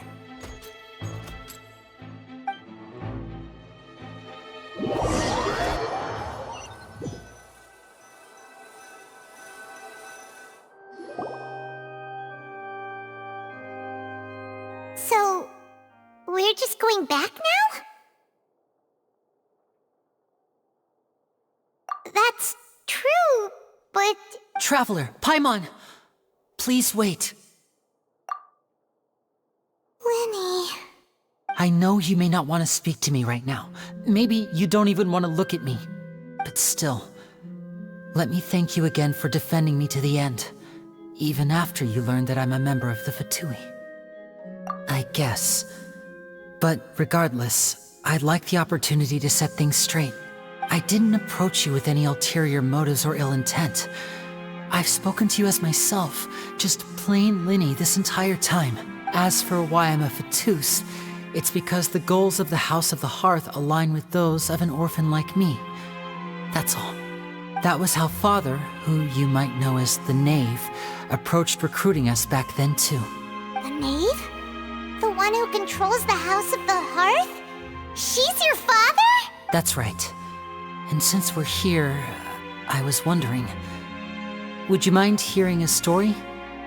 It's about my past. Back when our parents first died, Lynette and I were left wandering the streets. To survive, I took to surreptitiously observing an older street performer who did magic. It took me several days to figure out how he pulled off his amazing tricks. I took my sister through several streets until we found a crowded corner, and we began to perform magic tricks there. To my surprise, we proved to be pretty popular, and we could at least stop worrying about where our next meal would come from for a time. But I didn't want my sister to remain a street rat together with me forever. Before long, an aristocrat came to me and claimed that he wished to take us in after watching my performances. So you went from orphans to nobility just like that? That was how we felt at first too. As if fate was on our side and we could say goodbye to those painful days. But I gradually discovered that while we were called foster children, he was really after my talent for magic tricks. He would constantly take me to all sorts of banquets to garner attention, which he would then use to expand his social circles. That doesn't seem too bad either. Better than roaming the streets at any rate. It took a while for me to realize just how dark his heart really was. After one particular performance at a banquet, I discovered that Lynette was not on the same return vehicle as me. I waited a long time after we returned home, but she did not come back. I went to that noble's bedroom and asked him about her whereabouts. The answer he gave me was, she caught the eye of the most eminent person at the banquet, so I sent her over as a gift. I mean, you'll be able to perform your magic regardless of who your assistant is, yes? Oh no. So he was gonna... But wouldn't Fontaine's laws deal with such people? As far as outsiders are concerned, this is a relationship akin to adoption or foster care, and they have their ways of escaping the eye of the law. I managed to ferret out the location of the mansion of that so-called eminent person and hurried through the night. But by the time I leaped over the walls, avoided the guards, and made my way in, all I saw was the moonlit ground covered in blood, and the knave standing there in the darkness. So, she'd already taken care of that guy. That's right. She had rescued my sister before she could come to any harm, and had even discovered several girls hidden in a basement, all of them orphans. Father, the knave, might have seen something in me, and so she made me an offer. The House of the Hearth welcomes you, for your interests align with ours. Here, none will ever betray you. Indeed, betrayal shall never be permitted here. I was hesitant to trust her. I mean, I had just been betrayed by nobles, but she was also quick to destroy the noble who had taken us in at first, giving us back our freedom. Oh, so that's how the two of you joined the House of the Hearth. She has her own plans. She has gained permission from the Tsaritsa to first use the Gnosis's power once she obtains it. She plans to use it to find a way to break the prophecy and save Fontaine. So, she believes in that prophecy too? That's right. The whole House of the Hearth is currently working to combat that crisis. Today's case has also proven that people from Fontaine can indeed dissolve into some sort of water, thus further supporting the prophecy. Everyone at Hotel Bouffe d'été, including the knave, has their roots in Fontaine. And we will always defend our homeland. To us orphans, the only connection we have left to this world, apart from our family, is our homeland. So, from small deeds like distributing magic pockets to huge schemes like stealing a Gnosis, everything is aimed at dealing with that prophecy. It's all right. I understand. The only thing I can do is relate all this to you. I just hope you can understand that even as a member of the House, I have never stopped making my own decisions, and that I believe what I'm doing is right. If you should need anything at all in the future, feel free to find me. I will do my best to help you, as plain Linny.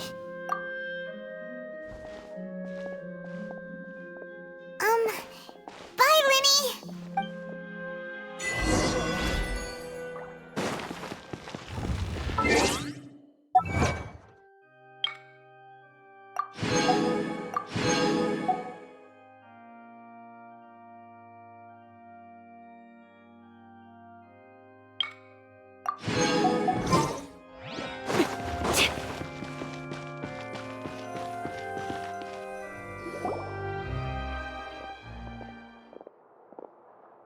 Hey there.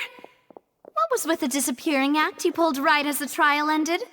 Were you looking for us, Navia? Well, this whole thing isn't exactly over, is it? I do feel that we're getting closer to solving the serial disappearances case, though. Huh? What's wrong, my dear partner?